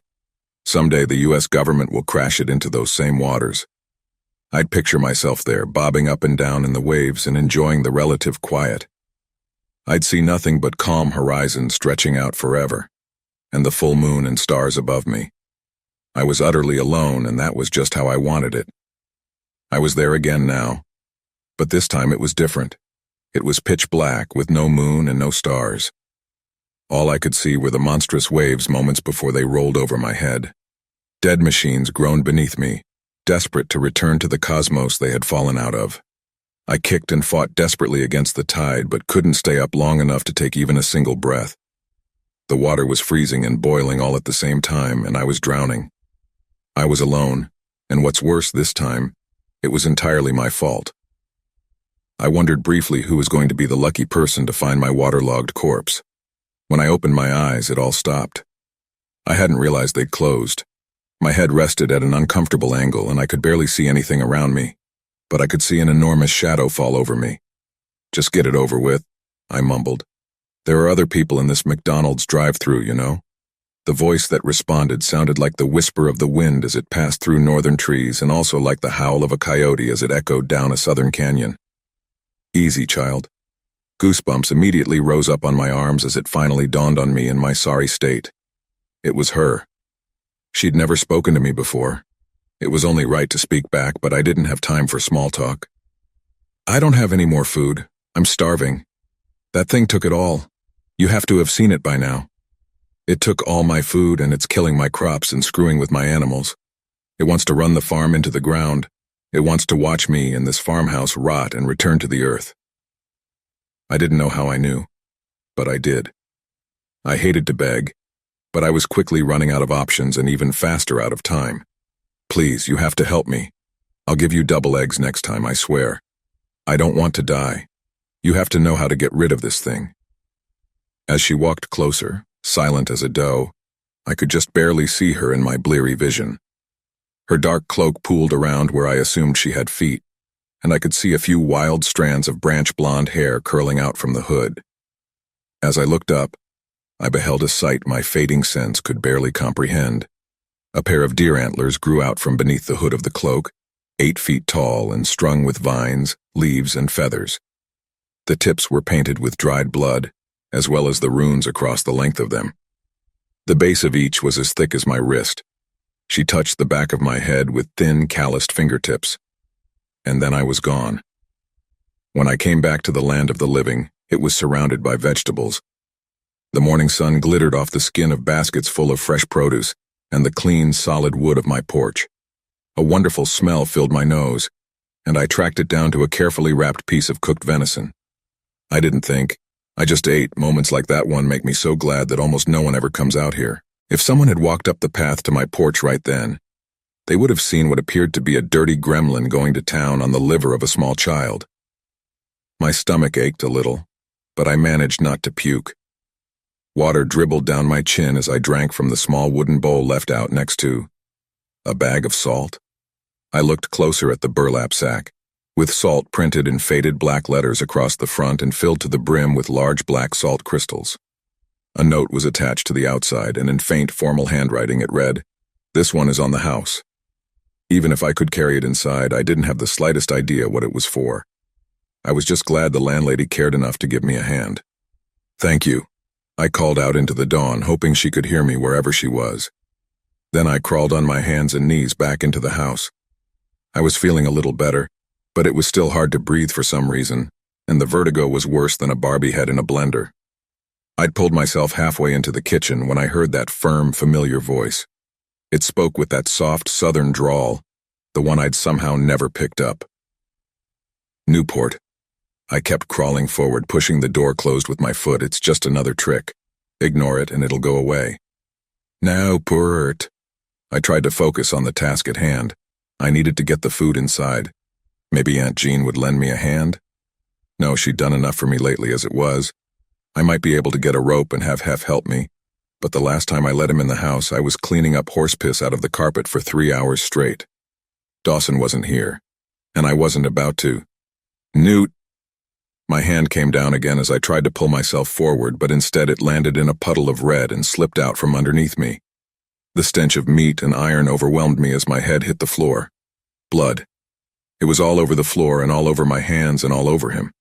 He was calling out to me, but he wasn't.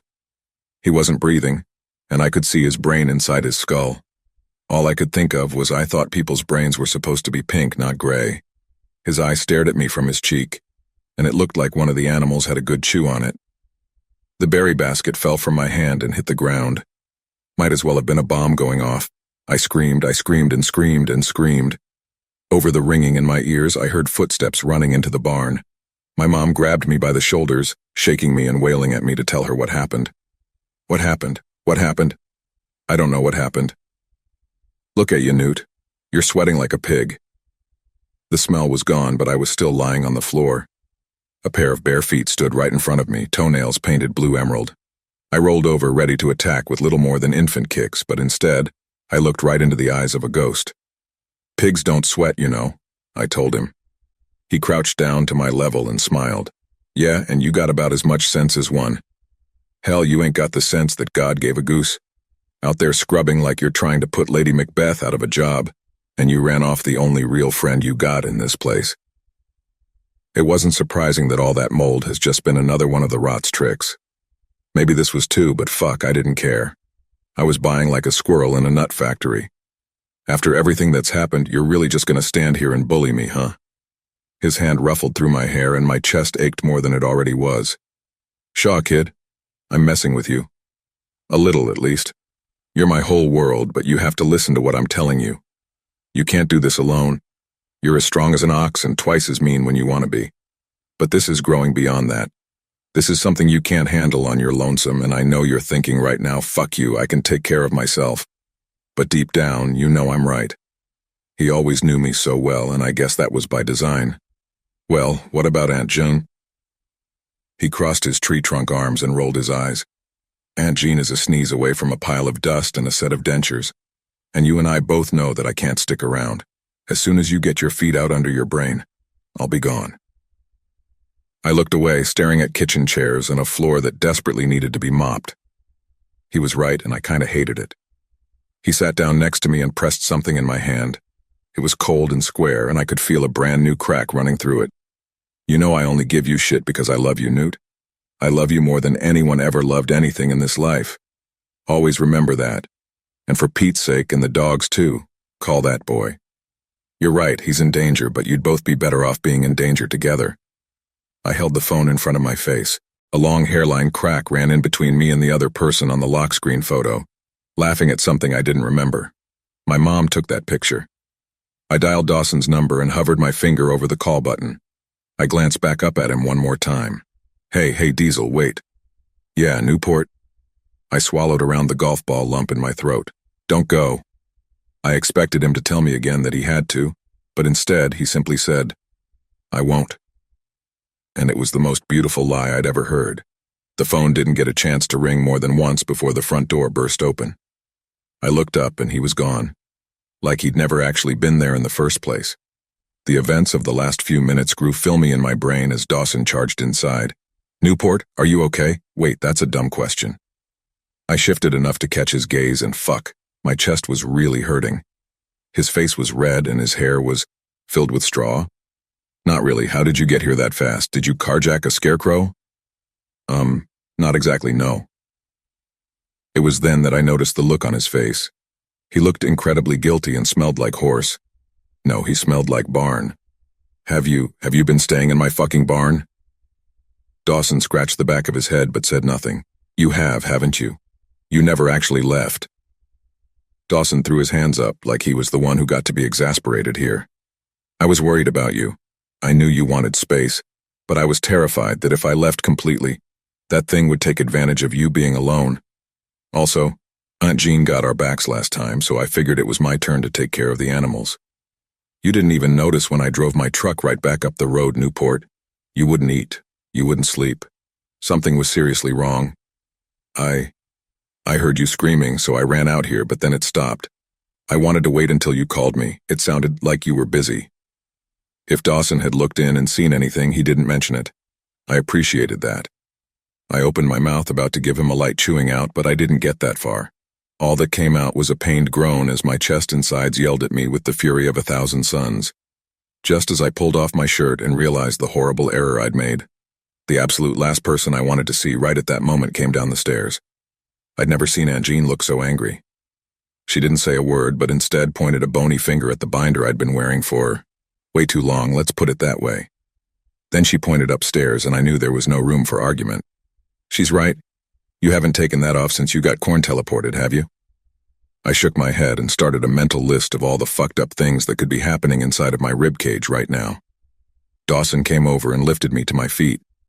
I'd say you go shower, and I'll get all the food in, but I don't think you're gonna make it up there without me. We'll get it inside after.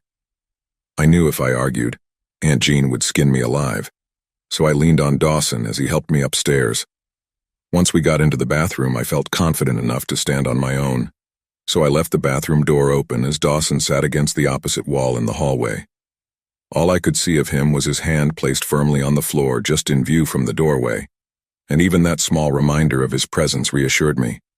Well, might as well get this over with. As I gingerly took the binder off, I could already see and feel the damage. A rainbow of bruises ran around my ribcage and collarbone, and broken skin in a few places. Breathing still hurt, but I was reasonably sure all my ribs were intact. How bad is it? Scale of 1 to 10? Oh, I don't know. Probably somewhere between 1 and 10. Definitely a number. Newport. I sighed and started cleaning out the cuts. At the rate things were going, I was going to have to go rob an urgent care.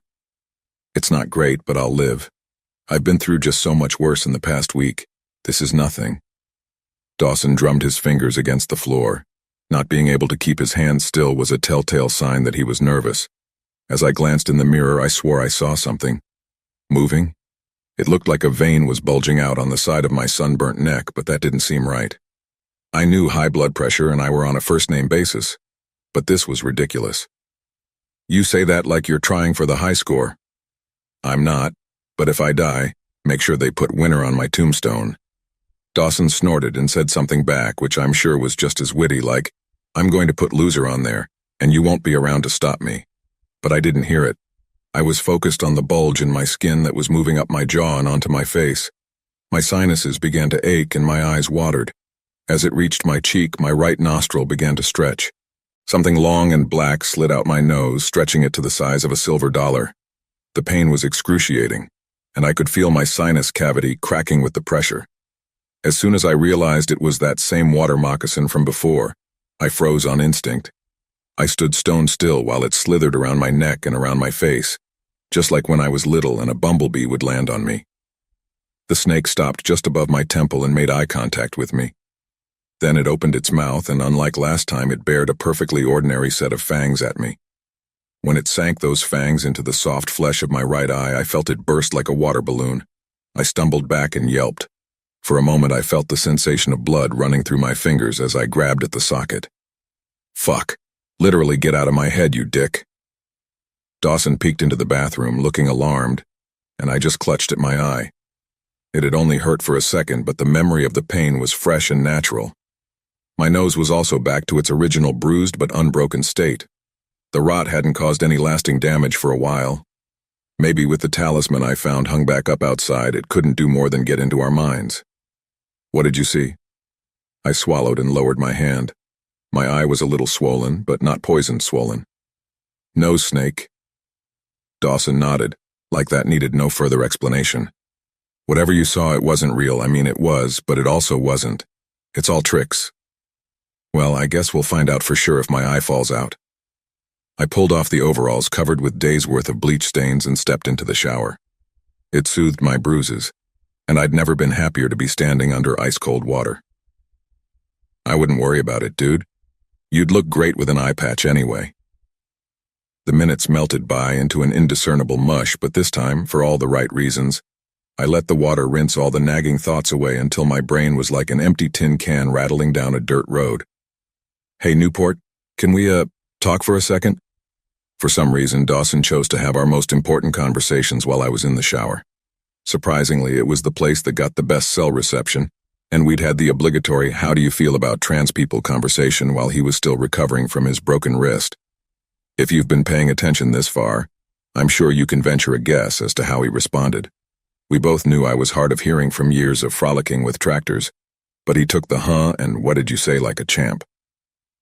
Though it was one of the million and one little things about him that mildly annoyed me, it was much better than the knocks on the floor and whispers from the showerhead I used to endure, like my bathroom was haunted by the ghosts of showers past. Yeah? What is it? He hesitated a little, and I could hear the unsure squeak of his boot on the floor. I was worried I was in for a soft lecture about any number of things I'd been doing wrong, but as usual, Dawson surprised me. I'm really sorry for camping out in your barn like that. I know it was kinda creepy. I wasn't actually that mad at him. Sure, I was irritated that he hadn't listened to me, but a small part of me was almost glad he'd been there the whole time. You and I both know that my definition of creepy is way out of whack, and you camping out in my barn barely even charts. Besides, I understand why you did it. Doesn't annoy me any less, but I get it. He breathed a loud sigh of relief, and it felt like a weight was lifted off my shoulders, too. Besides, I added, there's no one I'd rather have squatting in my hayloft. Except maybe Markiplier, but you and I both know that's never happening. Dawson scoffed. As if I'm ever doing that again, man. Your horse farts like a nuclear reactor. I'm lucky my nose didn't boil right off my face and I grew up around sheep. That was one hell of a point, and it made me laugh so hard that I got water up my nose, which made us both laugh even more. It felt so good to laugh, it was a productive way to air out some of the hysteria that was still hanging around. After somewhat getting it together, Dawson went to grab me something to wear. If I hadn't known it before then, I knew it now. I'd have more luck getting rid of a leech with separation anxiety than ever shaking Dawson. I couldn't make myself be anything but happy about it. After giving me the loose tank top and overalls a size too big that Aunt Jean practically forced on him, we went downstairs. All the food had been moved inside and hell, even put away, and I was going to give Aunt Jean a good kick in the granny panties for doing all that for us. You need to eat. I'm cooking, don't argue with me. I walked across the kitchen and opened the fridge. It was 2 whole weights and a goat on top of it all off my back to see it full again. You can, but I'm helping. That's what my mom and I always did when we were at odds. She'd get me to help her make bread. I know we're not really at odds anymore, but I'm still gonna help. You know, we still could be at odds if you want. We can start with the monstrous way you eat citrus. My mama always says we should never waste anything, but God, a man has limits. I snatched an orange out of the fridge and took a big bite out of it. I'd keep my mouth shut, or I might have to see how you'd taste with the peel. Probably like rotten apples and sheep's wool. Dawson rolled his eyes and reached over me, grabbing a piece of meat wrapped in paper and butcher twine. I'd make you fry bread, but you have to wait and have my mama's. I still can't make it quite as good as she does. Every day she asks me when you're going to come over. I grabbed the vegetables and started cutting. It didn't seem like we were really following a recipe. Like most things, I was winging it. If we survive whatever this is, I'll come over, even if it's just for dinner. I promise. After cooking in comfortable silence, we sat down together and our bowls were filled with mutton and stewed vegetables. I ate like a sickly, starved Victorian child, but halfway through my last mouthful, I realized Dawson was staring at me. There was something in his eyes, something I couldn't place. I wanted to tell him to take a picture, it would last longer, but instead I said something much different. I'm sorry for pointing a gun at you, and for a lot of things, really.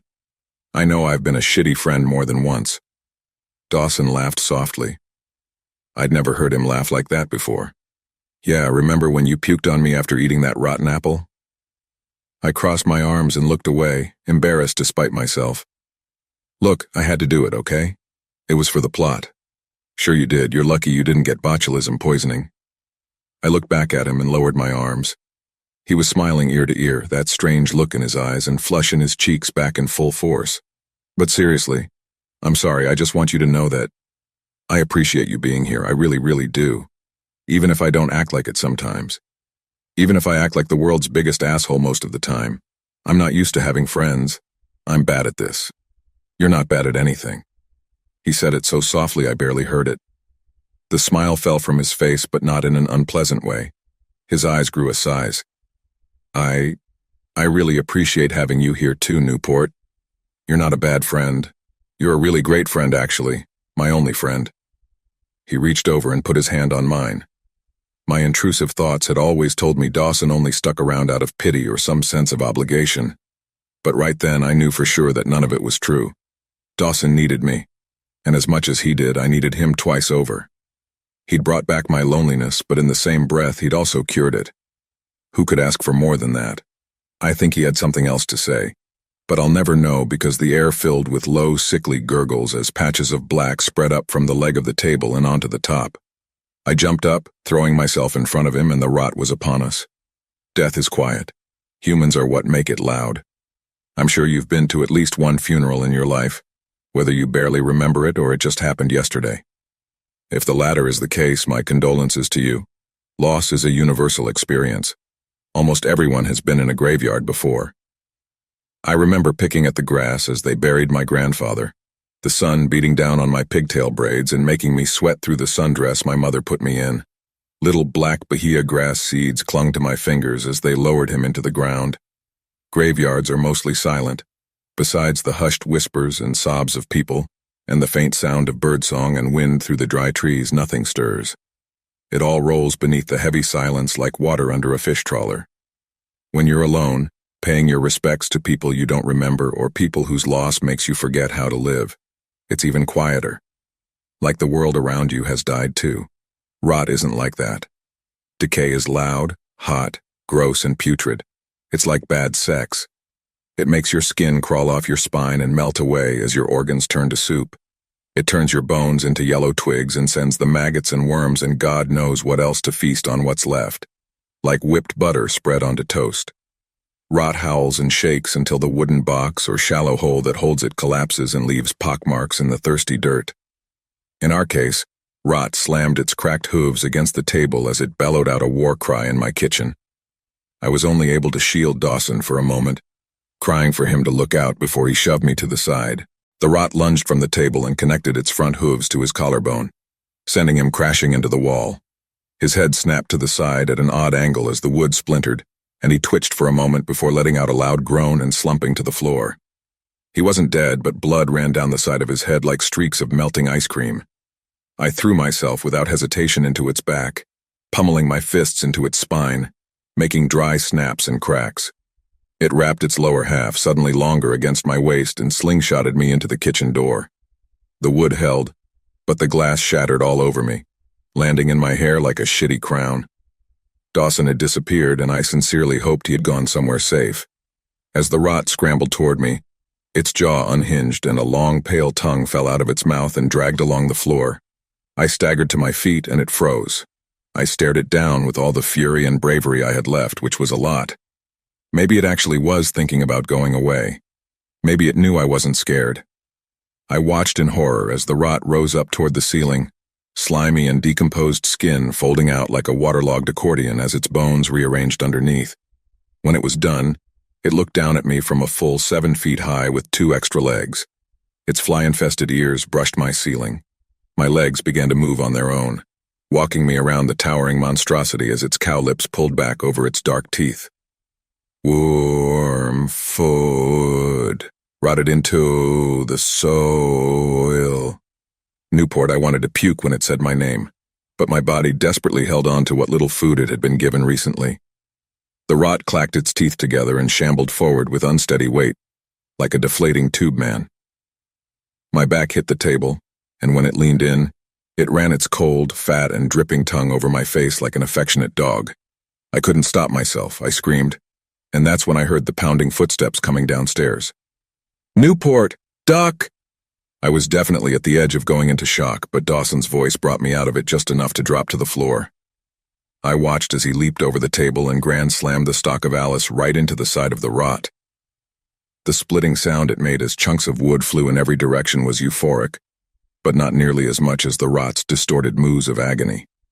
Dawson hit it again, this time in the head, and it sprawled over and into the wall, exploding like overripe fruit into hundreds of tiny patches of mold. They crept down the walls and into the baseboards, slowly disappearing. The adrenaline flooded out of me, and I collapsed to the floor in a heap. Dawson ran over, dropping Alice and pulling me up enough to sit in one of the chairs. Blood was drying all the way down from his hairline to the collar of his shirt. The side of his face was covered with cuts and scratches, and he was limping a little. I checked his eyes and asked him all the obligatory questions about my fingers, the date, and the president. Besides the visible injuries, His impromptu trip into the wall hadn't seemed to do any lasting damage. I grabbed him by the shoulders and shook him as hard as I dared, given what had happened to him. "Stop saving my life." He pulled a look that was a little indignant but mostly amused. He chuckled and I grimaced. "You can't tell me to stop caring about you. Stop almost dying and I'll stop saving your life. Until then, get used to it, buddy." I stared at him for a second and he stared right back. Then I jumped up and wrapped my arms around him. I couldn't come close to his python hug, but I tried my hardest.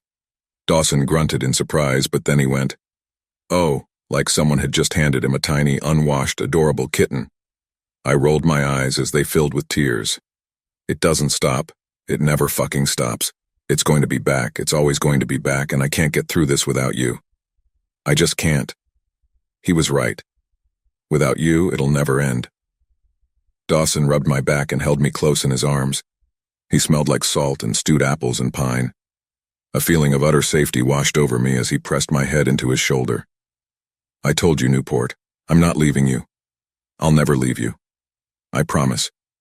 We're going to figure out how to end it together.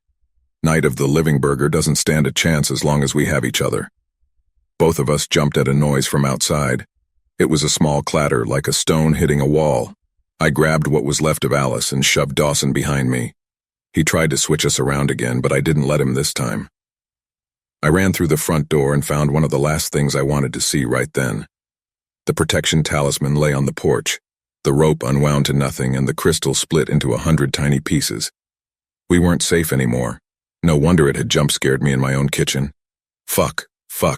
Dawson picked up what remained of the gem he could, and it crumbled to dust.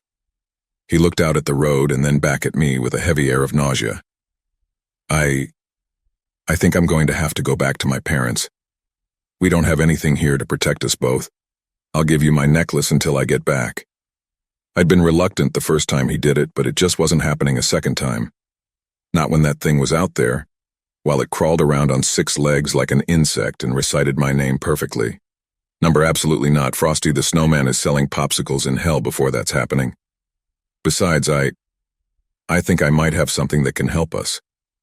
I don't know how well it will protect us from whatever this is, but it's worth a shot. Dawson seemed unsure, but he agreed to go up there with me. We climbed up to the bathroom and made a detour to clean up Dawson's horror movie makeup. Then I grabbed the attic hatch, Dawson following on my heels like a puppy. You know, I've never been up here. I always wondered what that hatch was. Kinda weird to have one in the bathroom. I went to answer, but Dawson held up a hand. "No, don't tell me. This is the actual entrance to Overall Land, isn't it?"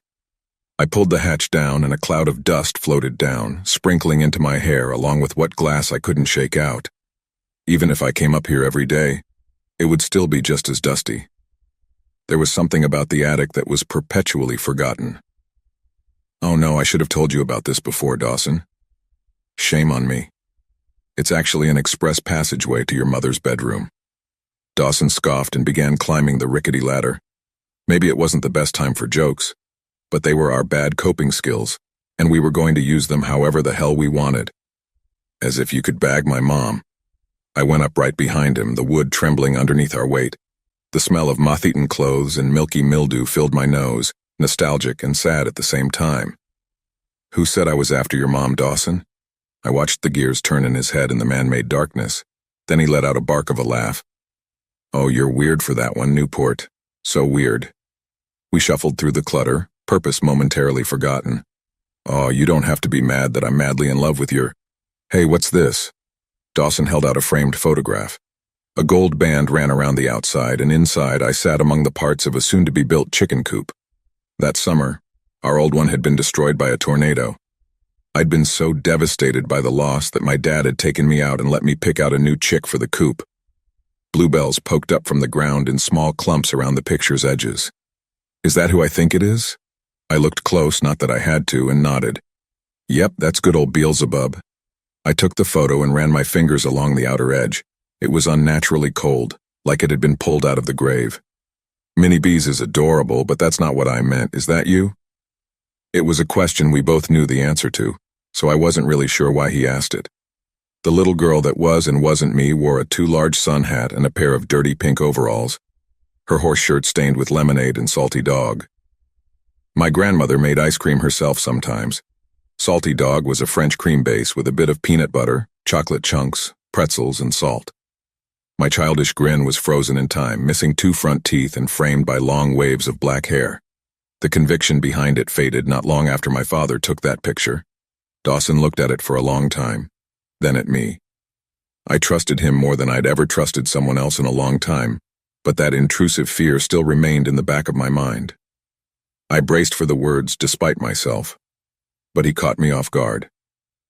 "Are you happy, Newport? I mean, I know that obviously you're not totally happy right now, given the circumstances, but I mean, you know. With your identity, it had been longer than I could remember since someone had asked me that." I touched the bruises below my ribcage lightly and smiled. The answer snuck up on me. "Yeah, I am. Especially with you around." "Good. And for the record, I never thought a thing about it, not even for a second." His smile matched mine, and I sat the photo down gently in an open box. Most of them were open. After my dad was gone, my mom spent a lot of days up here, touching and crying over her pieces of the past. The red mold had begun to grow mushrooms, thick ones with neon green caps that added to the ruddy hues in an unseasonably merry marriage. The light glimmered on the various odds and ends in the attic. A miniature retro gas pump, a tattered minnow net with mismatched weights, a busted radio headset, and... Wait, was that half a kidney? No, just ignore Newport. It's not either of yours, and one man's organ is another man's hors d'oeuvre. At the risk of sounding like a broken record, what's this? Dawson showed me a cowbell missing its hammer, rusted with age, with 2 tiny F's etched carefully on the lip. "Oh, that belonged to my old steer, French Fry. He's been dead for a while now. My dad left us, and a few days later he just dropped like a stone out in the pasture. That cow loved my dad like he was his own father. Guess he couldn't take the loss." Dawson gave the bell a few pitiful shakes, but it gave off little more than flakes of rust. "That's so sad." He paused. "Hey, if it's personal you can tell me to shut up, but what happened with your dad?" The truth was, I didn't really know.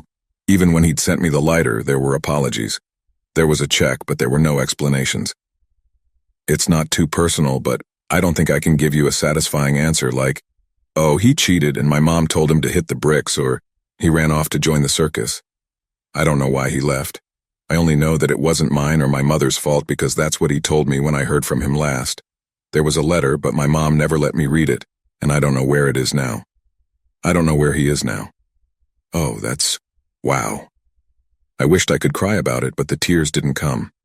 I just stared at the cowbell, feeling over the notches and grooves when Dawson offered it to me. Telling him lifted a weight off my shoulders, but the sadness never diminished. Usually if a cow or pig died like that, we'd use the meat, but my mom insisted we bury him. She dug his grave herself. It's out in the pasture. Dawson looked past me, clutching the bell tighter in his calloused hands. Instead of apologies I didn't need or more questions I didn't want to answer, he gave me a small and sorrowful smile. "Hey, when this is all over, we should take his bell to him. I think he'd like to have it back." I nodded, and he stuffed it into my front overall pocket. I brushed my fingers over the indent and felt better than any other consoling he could have given me. After wading through to the deepest reaches of the attic like something had hidden it from us, I found the witch bells. My mom wasn't a witch, but several of my distant ancestors had been, casting spells and dancing around a bonfire late into the night while their farmer husbands slept. The bells were an heirloom. I could remember them jingling on our front door when I was a lot smaller. I held the wreath at the end, silver and copper bells tinkling against each other and the smell of dried herbs filling my nose. These have been in my family for generations. They're supposed to keep evil spirits away. I probably should have remembered them by now, but I try not to think about my mother that often if I'm being honest. I knew he wanted to know but didn't want to ask. He respected me too much. But I told him anyway. She loved my dad. I know she did. She loved him so much. I think when he left she got this crack in her, and it just kept getting wider and wider until it split open completely. One night when I was 14, I think it was August, I watched from my window as she walked out onto the porch, stripped down to nothing, and ran off down our dirt road. I waited and waited, but she never came back. Eventually I stopped waiting. I never saw her again. Dawson grimaced. I took a deep breath, happy to have it all off my chest. So glad to say it all out loud to someone, even if that made the years-old ache feel fresh. You really have lost everyone, haven't you? The regret showed on his face the second he said it, but I wasn't upset. I'd long since accepted it as fact, even if it still stung occasionally. Yeah, it's been hard here alone, but until now I've managed. Just know that's the risk you're taking being around me. I'm probably cursed or something. He shook his head and did his best to turn the grimace into a smile. Well, that's a risk I'm willing to take. But as far as the other stuff, I want you to know that I get it. Well, I get it a little. I'd say I wish I got it more, but I think that's fucked up to say. My sister died. Dawson let the explosion from that bomb settle into the dust before he spoke again. That sounds worse than it is. My big sister died before I was born. My mom had a lot of issues having a kid before me, and she was the first baby to make it to term. When she finally came out, she lived for 9.5 minutes. No, Dawson, that sounds exactly as bad as it is. You didn't even get a chance to know her. I can't imagine how that was for your mom. I'm sure you've heard it before, but I'm sorry. Dawson winced and nodded. It's all right. And yeah, okay, it was definitely bad. My mom doesn't really talk about that time in her life. She just reminds me that I'm her rainbow baby every other day. I don't mind it. It feels nice to be someone's hope. Other than that, my uncle disappeared. But that happened before my parents even met. Sorry I didn't bring it up before, but I don't like to think about it much. That sibling I missed. His words struck something in my brain, like blue neon running through coils of tempered glass. That sibling I missed. If I squinted hard enough, I was sure I'd be able to see it. The basket for fruit, withered with age and denial. I couldn't eat blackberries anymore. They tasted like blood. There was something more I wanted to tell Dawson, something that hid in the back corner of my mind, just like that basket. But the words wouldn't come, and then the moment was lost. That wasn't the fault of any awkwardness, though. It was because I screamed. Herbivore teeth dug into the meat of my leg, struck against rocks and gnawed against bones to sharpen their linear edges. It had followed us up here. My blood dribbled down the white jawbone, its patchy neck winding away into the darkness like a sun-scorched garden hose. I felt something pull painfully under my skin as the rot began to tug. Dawson's face went quickly from confusion to rage, and he grabbed the nearest thing to use as a weapon. The rot wasn't very pleased when Dawson threw the book at it, but it didn't react with hissing and screeching like your average demon would when hit with a Bible explicitly made for God's little princesses, as the cover proclaimed. Its jaw clamped harder on my ankle, and I cried out again. Dawson turned for only a second, making a desperate grab for the baseball bat only just out of reach, and that was all it took. It yanked my feet out from underneath me with all the power of a semi-truck, and my nails dug fruitlessly into old wood as it dragged me toward the attic hatch. Newport! Hold on, I'm coming!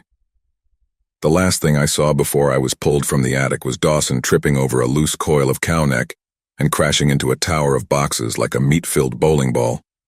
Whether he wanted to or not, I knew there would be no saving my life this time unless I did it myself. As it pulled me into the hallway, its disgusting body snapped into place and slithered right along after it. I gripped tight onto anything I could, but all I got for my trouble was bloody fingers and split nails. The hold it had on my ankle went down to the bone, and I was lucky it hadn't split in two. I thought briefly of the man who cut his own arm off to free himself from under a boulder, of coyotes chewing their legs off to escape traps. Even if I could have managed that, there just wasn't any time. Backward down the stairs I went, the cowbell clunking hollowly against them. My teeth rattled and cut into my lip as I tried to flip onto my back and failed. "Why won't you just leave us alone? We never did anything to you." It hissed at me through tight teeth. "The rod comes for yo all in the end." When we reached the bottom, I clung to the banister, holding on with everything I had left in me. The rot groaned in irritation, blasting pain up my leg with each impatient tug, like I was making it late for Monster Church or something. Then there was a sound I don't think I or the beast had been expecting to hear. The laughter of a small child, a baby, filled the kitchen. I kept my hold on the banister but looked up to see Aunt Jean standing by the doorway. Her mouth had returned to its empty void state, but more than that, twin blood trails ran out of her dilated eyes. When I say dilated, I mean dilated. If there wasn't the thinnest sliver of white at the edges, I would have thought her entire sclera had turned black. She was the one laughing, tittering to herself in the voice of an infant. The rot, only momentarily puzzled by this display, began trying to get me out the door again. That's when it all changed. Something moved underneath the yellow dress Aunt Jean wore, alive and writhing. I could hear the creaks and snaps as old lady joints shifted and broke. The rot responded in kind, returning to the centipede state I'd seen in the forest cornfield. If Aunt Jean had spoken then, I would have imagined her saying something like, "Close your eyes, chickadee. I'd hate for you to see me in such a state." So that's what I did. For good measure, I heard the light bulb above us burst, and the kitchen was plunged into the near darkness of twilight. The next few moments were blurry and dark, carried only by the few times my eyes slipped open. I was thrown around in the iron grip of the rot as I listened to tearing flesh and the echoing war cry of 1,000 different voices. I caught glances of a rib cage, open and fanned out like the wings of an avenging angel, and of a hanging mouth full of angler-sharp teeth. I couldn't discern which warring party they belonged to, but I hoped Aunt Jean was winning. Eventually, all the frantic motion stopped. I opened my eyes and saw what I had been dreading. There was a new crack in my wall, plaster and drywall rising up from the middle like desert dirt, and beneath it was Aunt Jean. Her dress was in tatters, and she was as soaked in blood as the ground the day I met her. A thin layer of dust powdered across her curled-in body. She was breathing, if only just. I screamed again, this time in rage. The rot's skull was now wholly stripped of meat save for its remaining eye, long slashes running down its neck where fur and necrotic skin had been ripped away by the claws of a protective and inhuman ant. "You'll pay for this. You'll pay for this. You'll pay for this." It was all I could say, a broken record with no end. I bashed at it with the hollow cowbell, my only weapon. Its body became rigid again, kicking open the front door with hooves as strong as a pile driver. I screamed and kicked as we left the porch, determined that I, at the very least, wasn't going to make an easy meal. The last rays of the sun had drowned in the darkness, and the only light left was the ember of the porch light, quickly growing distant. That and the eye shine off the pigman standing in the field. Well, standing wasn't the right word. He was rocking back and forth on his heels, making all sorts of noises. I wouldn't have been surprised if the fucker was enjoying watching me get cow-napped. I could hear Dawson crying out my name from the house, and the pulling got faster. He wasn't going to make it in time. He'd race out here only to find my husk of a corpse if he even found me. The cornrows we passed were dry and dying, a bitter reminder of my failure at the worst possible time. I dug my bare, unbitten foot into the dirt, but it did nothing to stop it. Somehow I suddenly knew that it was dragging me to the last field where my property ended, and that's where I would die. I'd never been more sure of anything in my life. I wouldn't even get a final cigarette. At the thought of a cigarette, an idea bloomed in my head, like a forest fire devouring a match factory.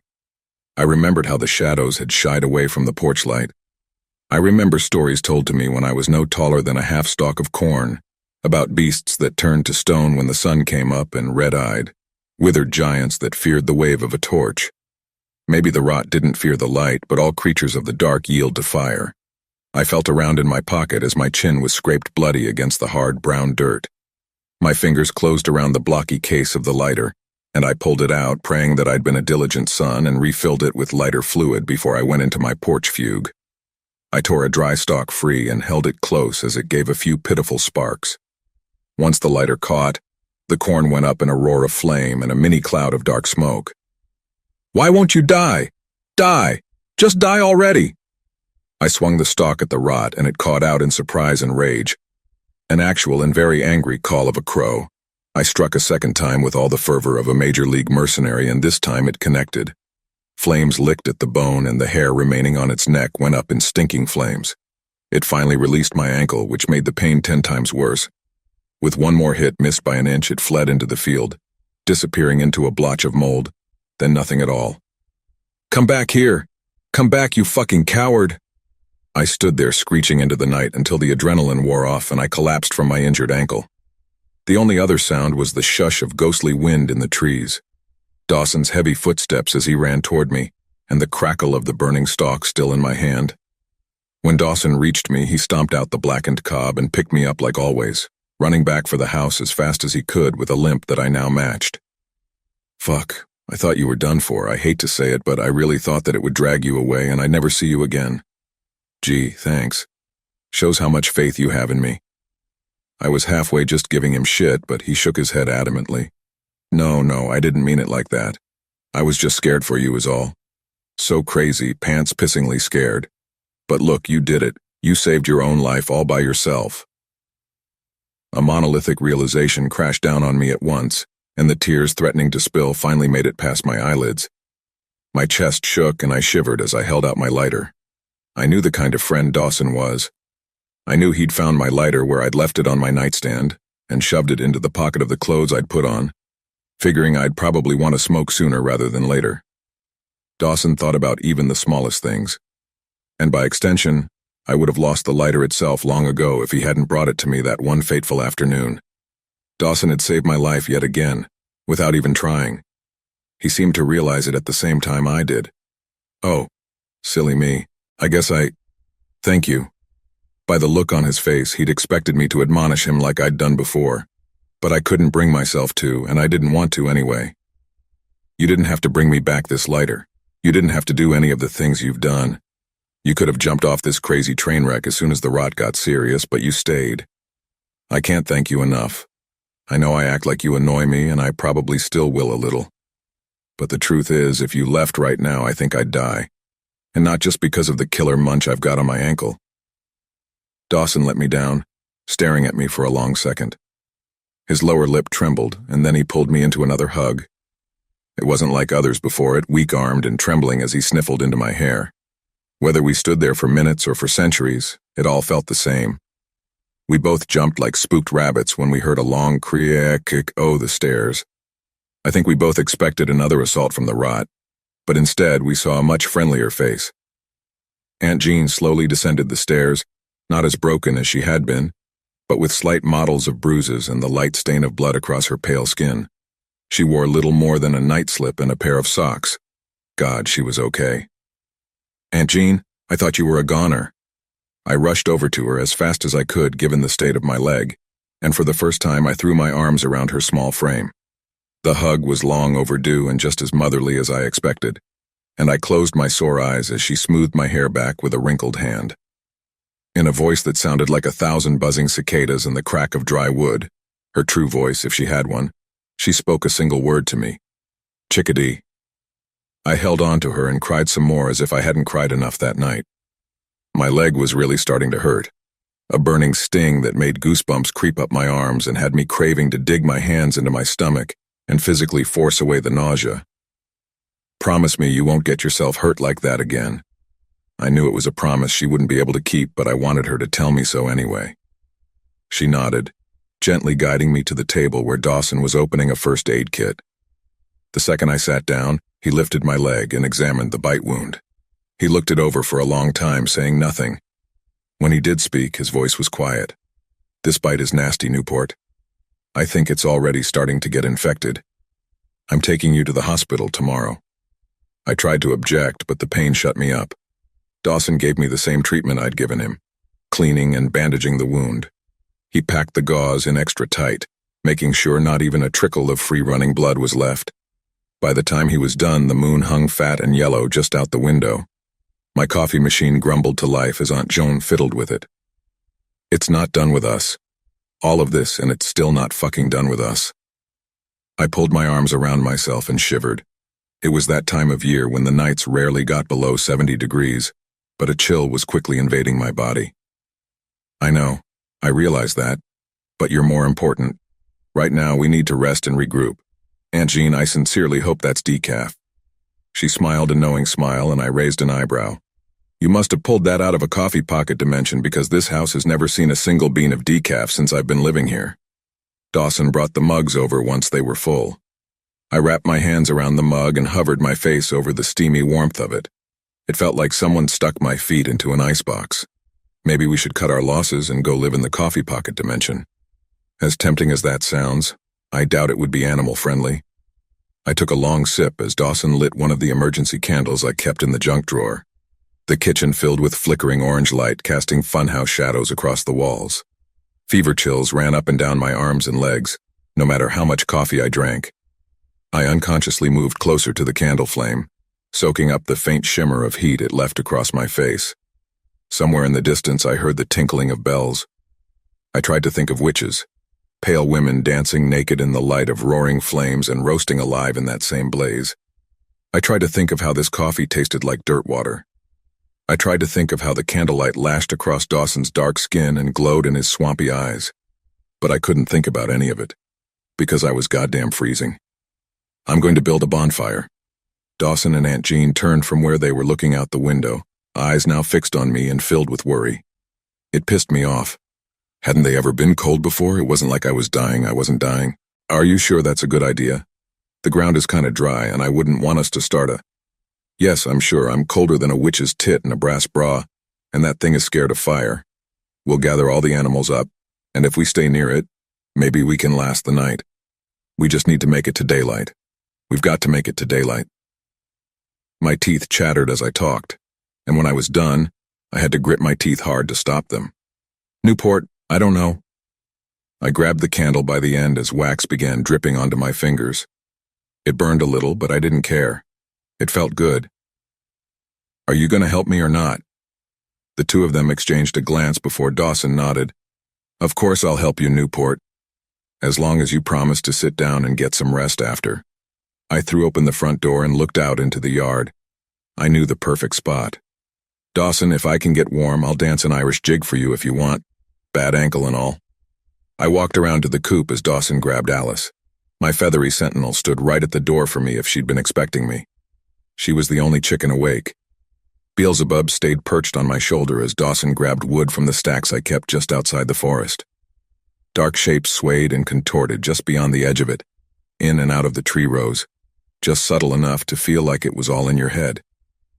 The moon hadn't made far enough into the sky, making the pines look as though they stretched upward forever. Out there in the dark, there was a lone whistle. Something about that 2-mile stretch of woods wasn't right. Not evil, just not right. I turned away from them and how they made me feel, gathering a meager load of wood in my weak arms. I stumbled, and Dawson made me lean against him. We dumped the wood on the spot where 7 years ago, my mom had hesitated a moment before leaving me forever. Dawson poured the gas, and when I struck the match, it felt like burning away the memory of her thin, sickly body. Newport, when we make it out of this, I'm going to make you the best breakfast you've ever had.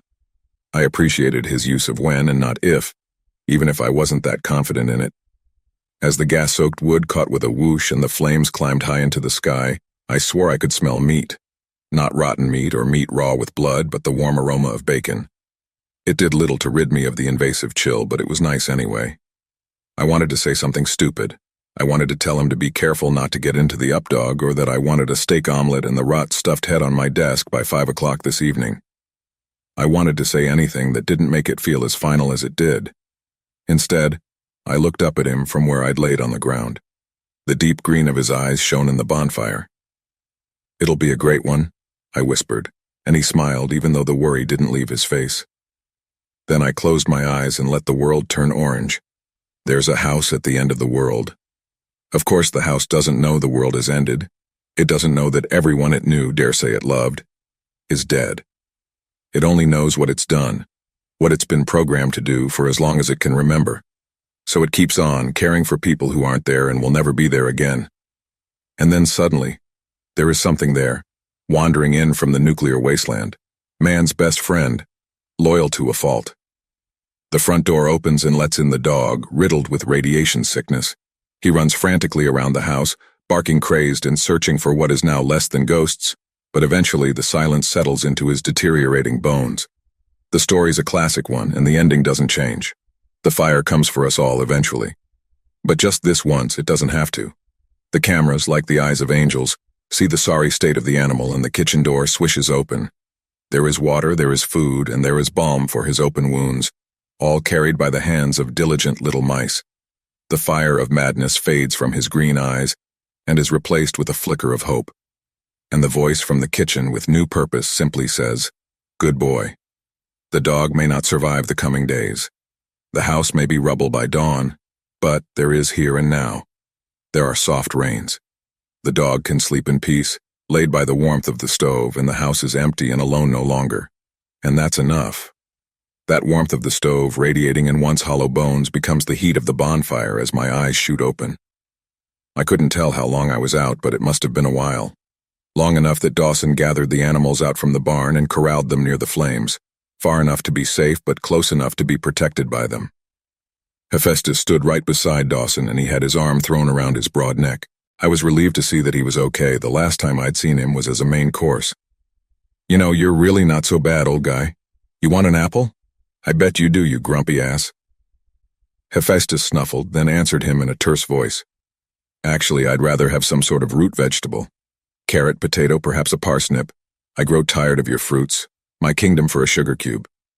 I wish I'd known sooner that my horse could talk. Dawson pulled an apple from his pocket and split it in half with his bare hands, offering one to Hephaestus, who took it immediately. Yeah, that's what I thought, Grumpy Pants. The world began to spin underneath my feet. I was covered in sweat, but at least I wasn't cold anymore. A low groan rose out of my throat as I pitched forward. I was close enough to the fire to singe my hair a little when Dawson caught me. My leg wasn't hurting anymore, but that didn't exactly make me feel better because everything else was. Whoa, you better sit back down, buddy. I don't want this bonfire turning into a funeral pyre. You don't look so good, Newport, Hephaestus said, staring at me with his wide brown eyes. Yeah? What do you know? You're just a fucking horse. Dawson helped me stand up, his face twisting into a look of concern. Newport, you're like wet all over. Have you been sweating that bad? You look really pale. Are you okay? I meant to answer him, but something stole the words right out of my mouth. I could see her in the fire. My mother smiled at me, holding out a glass filled with cold milk. Only then did I realize just how long it had been since I drank something. She was just as beautiful as the day she left, in that special way only moms are, smiling sweetly as she offered me the cup. I reached out and took the glass, not thinking about the burns as flames licked around my fingers. Dawson was saying something, but I couldn't understand it. The second I tilted it to my lips, the milk turned into something else. I spit out clumps of sand and tiny ant bodies, grit crunching between my teeth and making my mouth drier than ever. That shit was like an ant farm in a glass. I needed water. I was so thirsty. I shoved Dawson away from me with all the force I had, which I found wasn't much, then made a mad dash for the one place I knew there would be water. My feet felt like fleshy lead as I charged across the yard, becoming top-heavy the last few steps, so it was more like falling. Newport, what the hell are you doing? My fingernails dug into the crumbling brick as I tried to heave myself over the side. There was nothing but inky darkness within, but I knew at the bottom was endless cold water. I had to get down there. My middle tilted over the side, and suddenly the sky was underneath me. Blood rushed to my head, but I didn't take the plunge. Then my mind went white. Pain. Blinding hot pain. It left room for nothing else in my head. Then I was moving. Yanked out onto the grass, all I could do was scream and flail. It melded with the howl coming from deep in the well. Anna's indignation at my intrusion. Dawson was yelling now, but it might as well have been a caveman's whispering. It was far away, and it sure didn't make sense. Eventually, the tinnitus faded enough to hear a single sentence. We need to get you to the hospital now. The world melted into colors as Dawson mercifully let go of my feet and dragged me under the armpits up the porch and into the house. I tried to tell him that I was fine and my insurance would definitely not pay for whatever this was, especially considering that I didn't have any. But all that came out was, Cold fingers began to roll up the leg of my overalls, and then I heard Dawson gasp. I did my best to focus on where he was looking. It was a mess of black and red and purple and green. Oh, okay, that's Newport. How attached are you to your leg? Since birth, don't plan to change that, I said through gritted teeth as my eyes fought against me. Finally, I saw it. My leg had been consumed by patches of mold and even mushrooms up to my thigh. Bile rose in my throat. Pain rolled up from my lower half and banged around in my skull that was suddenly too small. Newport, it's gonna kill you. I don't think we even have time to get to the hospital. I can see it spreading. I tried to get out of the chair he'd put me in but fell back immediately. I'm gonna have to conscientiously object to that. He grabbed a length of butcher's twine from the pantry and a bottle of whiskey. If he was dead set on whatever was about to happen, we were both going to need more than one bottle. As I watched him eyeing the butcher block, I remembered something. Like we were co-leasing the same hive mind, I heard him speak up behind me. This is probably the worst time ever to ask, but what's this salt for? I craned my neck around enough to see the large bag of black salt, still sitting on my counter, right where I knew it would be. I don't know. The landlady gave it to me. I'd already explained her to him as much as he could, and he gave me every explanation under the sun from a being from a higher plane to 18, specifically 18 rats in a trench coat. All I told him was that some answers aren't meant for us. He came over and began to tie the butcher's twine around my leg, just above where the black started. I wanted to pull it off, but my fingers felt like disobedient worms. Why would she just bring you that much salt? I don't know, but before I could finish my answer, there was a loud sound that made both of us jump. It was the radio, the one in the corner of the kitchen that I thought was long dead, roaring to life. Aunt Jean stood in front of it, fiddling with a knob before starting a disjointed old lady dance, tapping her toes and swinging her hips like she was at the sock hop or something. Everything else was momentarily forgotten. "Get it, Jeannie," Dawson said, cracking a laugh despite the fact that his hands were still shaking. My foggy brain somehow recognized the song she was jamming to. Will it go round in circles? Will it fly high like a bird up in the sky? I remember this song. My dad used to play it, and I thought it said, "Will he go round in circles? Will he fly high like a bird up in the sky?" I told my dad someone should get Willie down from there, and he laughed and laughed and laughed. Dawson looked at me like I just told him his mama danced in wooden shoes. "Wait, it doesn't say Willie go round in circles?" I giggled, and Aunt Jean shot us both a look. It was sharp like a school teacher. "Pay attention, chickadees," I could practically hear her say. She started to do a shuffling circular dance similar to the Egyptian walk. Her bottom hand waved around and her top one did a weird snap, trading places as she went. "You really got the moves, don't you, Aunt Jane?" Same look. Were we missing something? All at once she stopped dancing and walked over to the ancient radio. I watched her disturb the dust thick on the top of the radio, running a bony finger through in a large circle. In the circle she made a crude drawing of a house. It hit me harder than a double-dipped Deus Ex Machina. "On the house, the note the landlady gave me with the salt. She wants us to make salt circles." Aunt Jean grinned a grin that stretched all the way to her ears. A nice little number with an incredible amount of teeth. I like to call her 52 card smile. Then she snapped her fingers like the crack of a gunshot. Dawson looked at me. "Your leg." I grabbed onto the chair as hard as I could and forced myself to my foot, letting the infected one hang beneath me. This lame horse wasn't going down without a fight. "We need allies. I'll put out the bonfire and get us reinforcements. You take the animals back and that weird metal and leather thing up in the loft. I know you've seen it because you were squatting in there, weirdo. Bring it to me. And a tarp." Dawson looked like he really wanted to say no, but he nodded. "Aunt Jean, you're our lookout." She didn't give any noticeable response, but I swear I saw her nose twitch. With that, Dawson wrapped one arm around my waist and the other around the bag of black salt, and out we went. "Are you sure you don't need my help?" I grabbed his hand right after he sat me down, next to where the fire was already burning a little low. The animals had been put back in their rightful places while we were gone. I would have been worried that they were stolen, but I could hear Hef snoring from here. I assumed it was one of the likely culprits, an old lady or a goddess. "You are helping me, but if I can't do it all myself, you can't either. Now go." Dawson sighed, saluted, and ran off toward the barn. I grabbed the heavy bucket of water Dawson had saved to put out the fire, and dragged it as close as possible before tipping it. The flames died unceremoniously. Somewhere in the distance I heard hooves. I'd given Alice to Dawson, so if I got ambushed, I was fucked 7 ways to Sunday.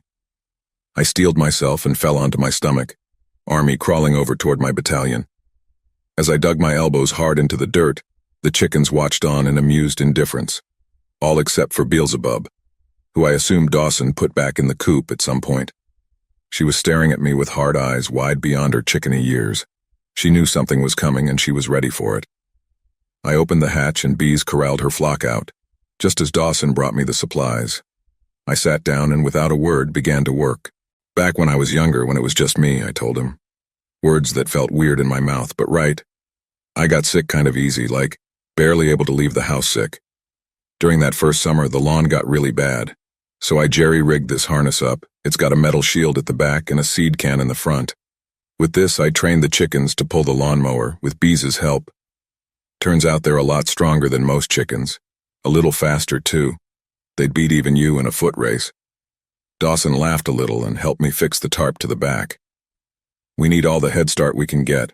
I have a feeling that thing won't be expecting a parade of chickens making salt circles for us. Maybe we can get the jump." I finished hooking them up and filled the can in front with seed as Dawson filled the tarp in the back with salt. Then, with a cry of "go," they were off. It was Christmas in July, and bees was my Rudolph. Chickens are a lot smarter than most people would like to believe, and most animals can be taught at least a few commands with the proper positive reinforcement. I'd done the same with Beelzebub when I first got her, first for fun, then I realized it had more practical use. Never say you can't teach an old chicken new tricks. She seemed to learn something new every day. Bees was the best chicken in the entire world in my family when no one else had been around. Left, hard left. Bees banked hard left and her flock charged down the dirt road, pecking at the seed trail as they went. Dawson and I ran after. The moon had gone from yellow to a sickly milk white, and the shadows grew to giants. I could hear the rattle of bone and the click-clack of teeth in the near distance, but I didn't think about failing. Failing wasn't an option. Right!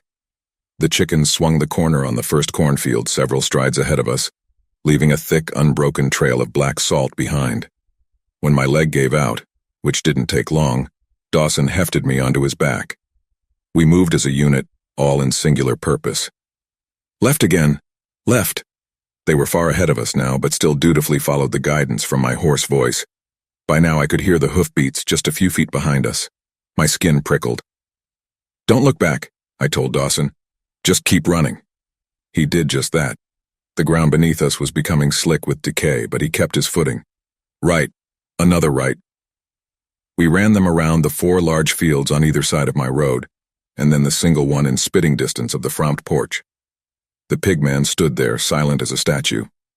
His face was darker than usual, and I saw muddy-colored teeth digging into his loose bottom lip. He was mad. Suck it, asshole. You're rooting for the loser. He let out one loud, sustained squeal like a stressed-out cat. I spit at him as Dawson followed the chickens toward the barn. Bees already knew where to go, and Dawson hadn't even broken a sweat. How are you not tired? He shrugged. I run pretty much every morning. I always pass by your road. It was such a mundane thing, and yet it was mind-boggling to me. He'd been running past the mouth of my driveway for who knows how long, and we'd never crossed paths until now. I wondered what would have happened if we met sooner. Didn't like the answer, and didn't think about it anymore. Stop in for breakfast next time, dickface. Dawson held onto my good leg as we rounded the corner of the barn hard, then ground to a terrified halt. There it was, standing only a stone's throw away. More meat had peeled away from its bones like old wallpaper, exposing broken knees and yellow shoulder blades. We didn't move an inch, neither did it. We'd come this far, and I felt an odd sense of hesitation on its part. As far as Mexican standoffs go, this was a pretty weird one. Then, all of a sudden, it shuddered once and collapsed into a pile of wet flesh and brittle bone. We stood there for a minute, 3, 5, 8. Nothing stirred, save for what looked like a few necrotic twitches. I could hear the faint whines of a fly or two up way past their bedtime. Dawson set me down on the ground, and I kept my eyes on what I hoped was a corpse as he turned to me. Give me your lighter. This has to end now. We need to burn the body. Something wasn't right about this, but I knew we wouldn't get any other opportunities. I pulled the Zippo from my pocket and placed it in his hand. Be careful. Light the tail first. Dawson nodded, gave me a brief smile, then turned around and cautiously approached the body. Then he stopped, and his skin went pale. I braced for whatever horror was to come. Then he held a hand to his nose. God, this thing smells awful. With one quick flick, he sparked the lighter and threw it onto the mangy tail. The fireball that erupted nearly clipped Dawson, and he staggered back with singed hair. It felt like the sky got just a little brighter above us, the stars twinkling a little more. He smiled at me, a softer one, and I just wanted to get up off the hard dirt and run over to him. I wanted to wrap him in the biggest hug ever, and go cook the biggest breakfast known to man and do everything with him forever for the rest of my life. That was easy. You sound like the Staples button. It was the first thing that came to my mind, and Dawson looked at me like I'd just turned purple. But then he laughed. He laughed, and I laughed, and he walked over and scooped me up from the ground and told me if I didn't have any bacon in the house after all of this, he was going to apply to be the rot's replacement. I laughed again and told him that for my best friend I had anything. Except we didn't get that far. Dawson was half the distance over to me when it happened. Something long and gray shot out from the dry grass, wrapping tight around his ankle like a pissed-off octopus. I could see his skin straining against the grip. He opened his mouth. but whatever he had to say was lost in a long scream as he shot upward 15 feet. I hadn't read this twisted version of Jack and the Beanstalk, but it was playing out in front of me. "Dawson," he wobbled and tilted, somehow remaining upright on one foot like a tightrope walker. I couldn't decide which was worse, that the rot might have not been dealt with after all, or that this was an entirely new threat to deal with. A stream of what the fucks escaped me like cloudy breath on a winter's night. "Dawson, dude, I'm gonna get you down. Just hang on." He tugged at the thing wrapped around his ankle to no avail. I knew he had strong hands, but was not letting him go that easy. "Not much else I can do." As I forced myself up to my feet, ignoring the agony, a large portion of skin at the base of the weird evil pillar ballooned out into a greasy pustule. Just as I got within smelling range, it burst open to nauseating effect, missing me by inches. But the smell wasn't nearly as bad as seeing 4 bovine legs and the same tatty tail that Dawson burned only a few moments ago. It hadn't died at all. It had played us for fools, and we fell for it. It wasn't totally the same, though. Where swaths of skin were once missing, it had been replaced with dry, dead corn husks. They were woven into the flesh like a shitty patchwork doll. I threw myself headlong toward it, slamming all my weight into the slimy newborn body. It shuddered for a moment before bucking forward, sending me tumbling onto my ass. I got myself up again. I knew I was probably doing irreversible damage to my leg, but I didn't care. My focus was only on Dawson and on ending this moldy fuck once and for all. I charged again, fully intending to leap at the last second and climb up to Dawson. At the very least, I could cushion his fall. But everything stopped when a sharp hoof collided with the side of my face. Dawson's "holy fuck" sounded like an echo up from an oceanic trench. The hit was hard enough to make me forget who I was and what the sky looked like for a second. I crash-landed into the dirt, my teeth rattling as I made contact. Pain exploded across my cheek and jaw, hot blood trickling into my mouth from where the sharp edge had split the skin open. It was going to make one pisser of a scar, that was for sure. "Newport, get back to the house. I can get free on my own." He was a bad liar, and we both knew it. "Not a chance, asshole." As I prepared to make another run, something froze me in my tracks. More boils were growing all over the stalk that held Dawson, spreading and widening like a sci-fi plague. The first one to burst was all over me, covering me in a thick gloss of cat vomit gray. I just stood there for a second, too stunned to do anything. Then I saw red. This fucking rotted-ass cow thing had come onto my land, infected my crops, spooked my animals, and made several attempts at both I and Dawson's lives. Popping a pimple on me, that was the last straw. Dawson was suddenly dropped, and the whole world tilted on its axis as he fell. I almost wish he'd hit the ground because, as bad as it would have been, it was nothing compared to how he was caught. The root snapped forward, grabbed him by the neck, and forced open his mouth. Then, it threaded around the back of his head and into his mouth, putting slow pressure on his jaw. Long necks with heads snaked out of the burst boils, shaking their skulls and laughing. "All right, you beefaroni bitch, this ends now." Dawson tried to speak, his legs dangling wildly, but all that came out was garbled pleas and an awful cracking sound. I shoved my hand in my pocket and pulled out my Hail Mary, a handful of black salt. I was already running as I shoved it in my mouth, and this time I ducked the hoof. I didn't think, I just bit down. My mouth watered with saline taste, and dry cow hair clogged my nose. I could feel the grains between my teeth and clinging to my tongue like bits of salty apple. I could hear the beast crying in rage and pain, but I didn't stop. Musty blood ran down my chin like fruit juice. I didn't stop biting until I felt Dawson pulling me away, herding me toward the house. The rot had fallen like a mighty oak, all 9 of its necks spread out like withered branches. It looked like moldy Swiss cheese. "Are you okay? Please be okay. Can't lose you." I wanted to shout it, but the exhaustion kept it to little more than a mumble. I gripped onto his shirt and forced all that was left in my body into working my eyes. His face swam in and out of focus, bruised and bloody, but definitely alive. I'm fine, I promise, I'm okay, we're okay." Dawson didn't have anything worse than a bigger limp and a stream of blood leaking from somewhere in his mouth. I clung to him as he pulled me onto the porch. If I hadn't killed that thing once and for all, we were safe here in the circle. There were 1,000,001 things that needed to be done, chief among them taking care of Dawson's injuries. But my body was shutting down.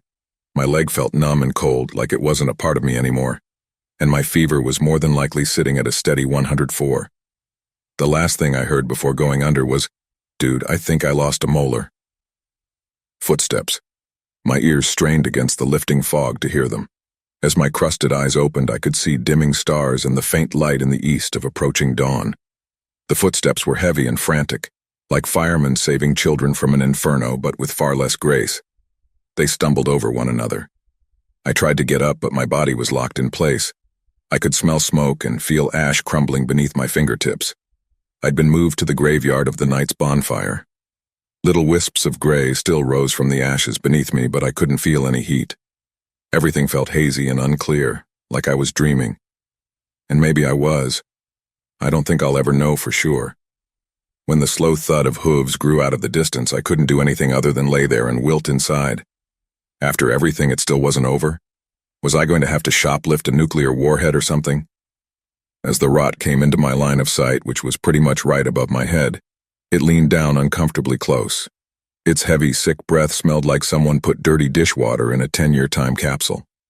All along its mandible and on the outer edge of its eye socket were small notches, marks left by the ferocious bite of a wild animal. Or if you wanted to get technical, my teeth. "Go away," was all I said.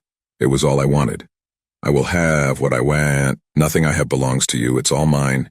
You don't belong here. You're a thief and a vandal, and you're trying really hard to be a murderer. But you're not getting that promotion." Unlike the previous interactions, its voice was annoyingly even and calm. "Everything belongs to me. I will come another day. I will come for all eventually." I furrowed my eyebrows and gave it the hardest look I could. The look my dad gave to all the strangers who would give him funny looks going into town. Those moments when he became a wall. I could be a wall too. Fuck you. I don't care what you are or what you think is rightfully yours. As long as you dare to darken my doorstep, I'll never stop fighting against you. I want to live. It was the first time I'd said it out loud in a long time, but it was true. Not wanting to die and wanting to live are two different things, and yes, I wanted to live so badly. Maybe not necessarily for myself, but who was keeping score anyway? The rot was quiet for a long time, so long that I didn't expect to speak again. Then it said 3 simple words to me, the last I'd ever hear it speak. "Persist, little worm." Then it turned and slowly trotted away. The sound of it replaced the frantic footsteps receding into the distance until I couldn't hear it anymore. The dawn came slow, quiet, but alive. Birds sang and crickets chirped at the same time. The stars stayed out just a little past their bedtime, even as the sun rose. A cuckoo and a sparrow flew past my vision, chirping in perfect harmony. My eyes closed like lead curtains, and when they opened, I was laying in my bed. Bandages were wrapped thick around me in several places, and my leg was stiff but definitely still attached. "Dawson?" My voice sounded like sandpaper and felt even worse. I was drained, but nowhere near as bad as the night before. The fever had left, but that and everything else was at the back of my mind. I ran downstairs on legs that didn't really want to work right, out through the kitchen door, and into the sunny morning. Dawson stood out in the yard, facing the house as if he'd been waiting for me. Without a second thought, I sprinted over and all but crashed into him. He wrapped his arms around me and I held on tight like I'd shake to pieces any second. "You aren't hurt bad, are you? God, don't ever get cow-napped like that ever again. I don't think I can take it." Dawson took my face in both his huge hands and lined our gazes. "Are you kidding me? You went rabid squirrel on that guy, dude. I've never seen a mouth move that fast, and my dad used to call auctions when I was little. I don't ever have to worry as long as I have you around, Newport." Something tightened in my stomach, but it wasn't the ache of apple-related food poisoning or the creeping dread I'd been constantly in and out of for what felt like ages. No, it was something different, something foreign. So naturally, I pushed it down. Dawson looked away, put his hands down. Whatever had been pulling taut in me suddenly let go. "When we pull out of this hug, which I assume we eventually gotta, don't freak out, okay? I know it looks really bad, but..." I didn't let him finish. I slid out of his grip and right into a goddamn nightmare. Every single field, full of corn a few hours ago, was empty. The only signs that anything had been growing there were a few crumbling brown stalks. The salt circles had been disturbed in several places, bloody footprints marring the spots where they'd been broken. The culprit stood in the field, the sun casting a greasy sheen on his dead skin.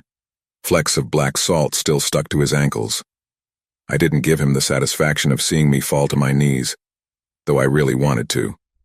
I just stood there staring at it all. My mind cycled through all the problems this meant in warp speed. No crop, no money, no crop. It's all gone. It's all gone. It's July already. How the fuck am I going to fix this?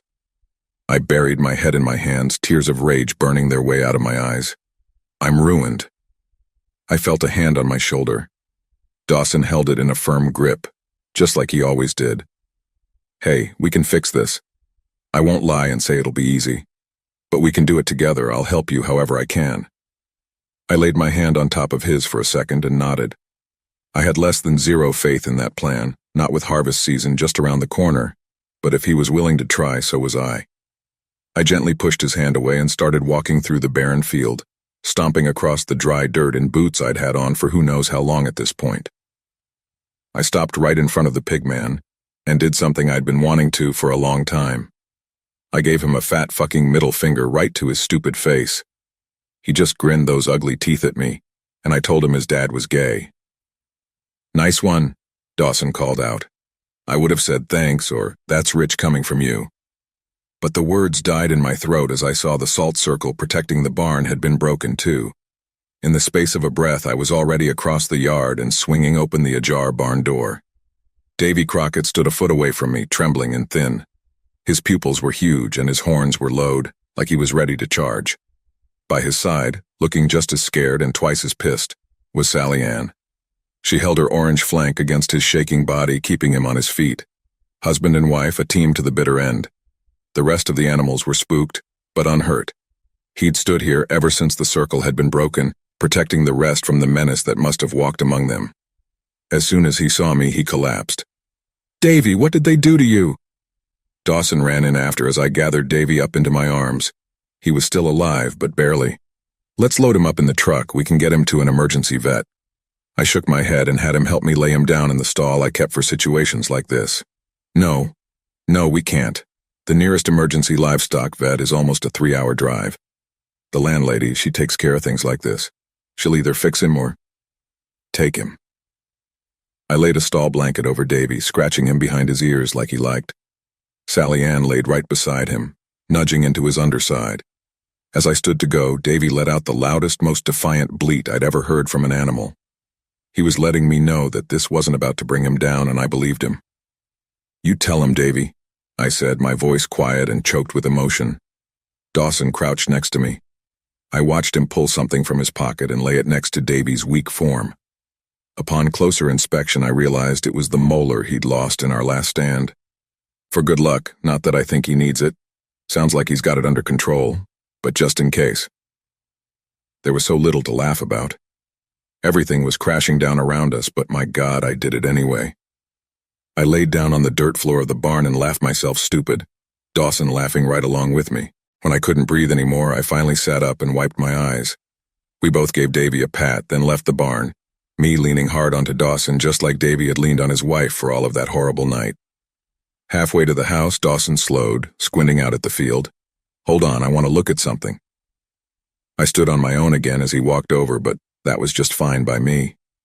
I didn't want to look at anything over there. I wanted to turn my back and pretend my fields were still full of near-ripe corn, so that's what I did. Newport, come here, you gotta see this. I wanted to tell him that nothing short of a treasure chest full of gold coins was going to interest me, but I decided to humor him. I met him at the edge of the field, the same one the pigman stood stoically in. He held a withered ear of corn up to his nose, sniffing it like a fine wine. Yeah, this is definitely infected. I rolled my eyes. Rub it in, why don't you? Dawson turned to me, a beyond excited look on his face. No, it's corn smut, Huitlakosh. Before I could tell Dawson that corn smut sounded like the name of a shitty farmer porno, he'd torn off a piece of the gray mold and popped it into his mouth. My stomach lurched. Are you trying to get botulism poisoning now, too? Dawson took a second to chew before answering. This is a delicacy. It's a type of mushroom, kind of like truffles. Try one. He tore off a piece and offered it out to me. It was swollen and gray with spots of sickly blue and black. I stared at it like it was going to grow eyes and look back at me. And this isn't going to kill me? No, but honestly, after all we've seen, there are so many worse ways to die, don't you trust me? I did, so I ate it. It was raw and earthy, with a hint of sweet hiding behind the overall grit of dirt. Not exactly delicacy-worthy, but I could stand to eat another piece. Dawson began gathering up the other ears of mushroom corn. Hey, I still owe you breakfast. Got any tortillas hanging around? A soft breeze began to blow, and if I believed in such things, I would have said it was nudging us toward the house. The tinkling of the witch bells mixed with the sounds of the world around us coming to life. Let's go find out. Soon the kitchen was filling with the smell of melting cheese and cooking corn smut, and Aunt Jean joined us from somewhere upstairs. Beelzebub nestled in the crook of her arm. Two bruised up and traumatized farmers, an old lady who actually wasn't either of those things, and a chicken all about to chow down on some moldy corn quesadillas. Probably the strangest breakfast in history, but I wouldn't have had it any other way. Look what I found, Dawson said, after sitting our plates down on the table. He held out a fat and ripe apple like he'd found a bar of gold. Looks like the universe wants us to have a balanced breakfast. Shame there's only one, though. He offered the apple to me, and I looked it over. It was the third most beautiful piece of fruit I'd ever seen. Then I gripped it hard in my hands, pushed my thumbs in the top, and snapped it in half. Dawson's eyebrows jumped. Think we both need a balanced breakfast after that, don't you? I offered him half, and he took it carefully like it was more than just an apple. And I guess, in a way, it was. Breakfast is on me next time. He nodded, and so did I. Then I took a bite. It tasted like victory. It tasted like relief and the chance to live another day. It tasted sweet and crisp like any good apple should. But it was my apple, and that's what made it special. It was the second best apple that I'd ever had.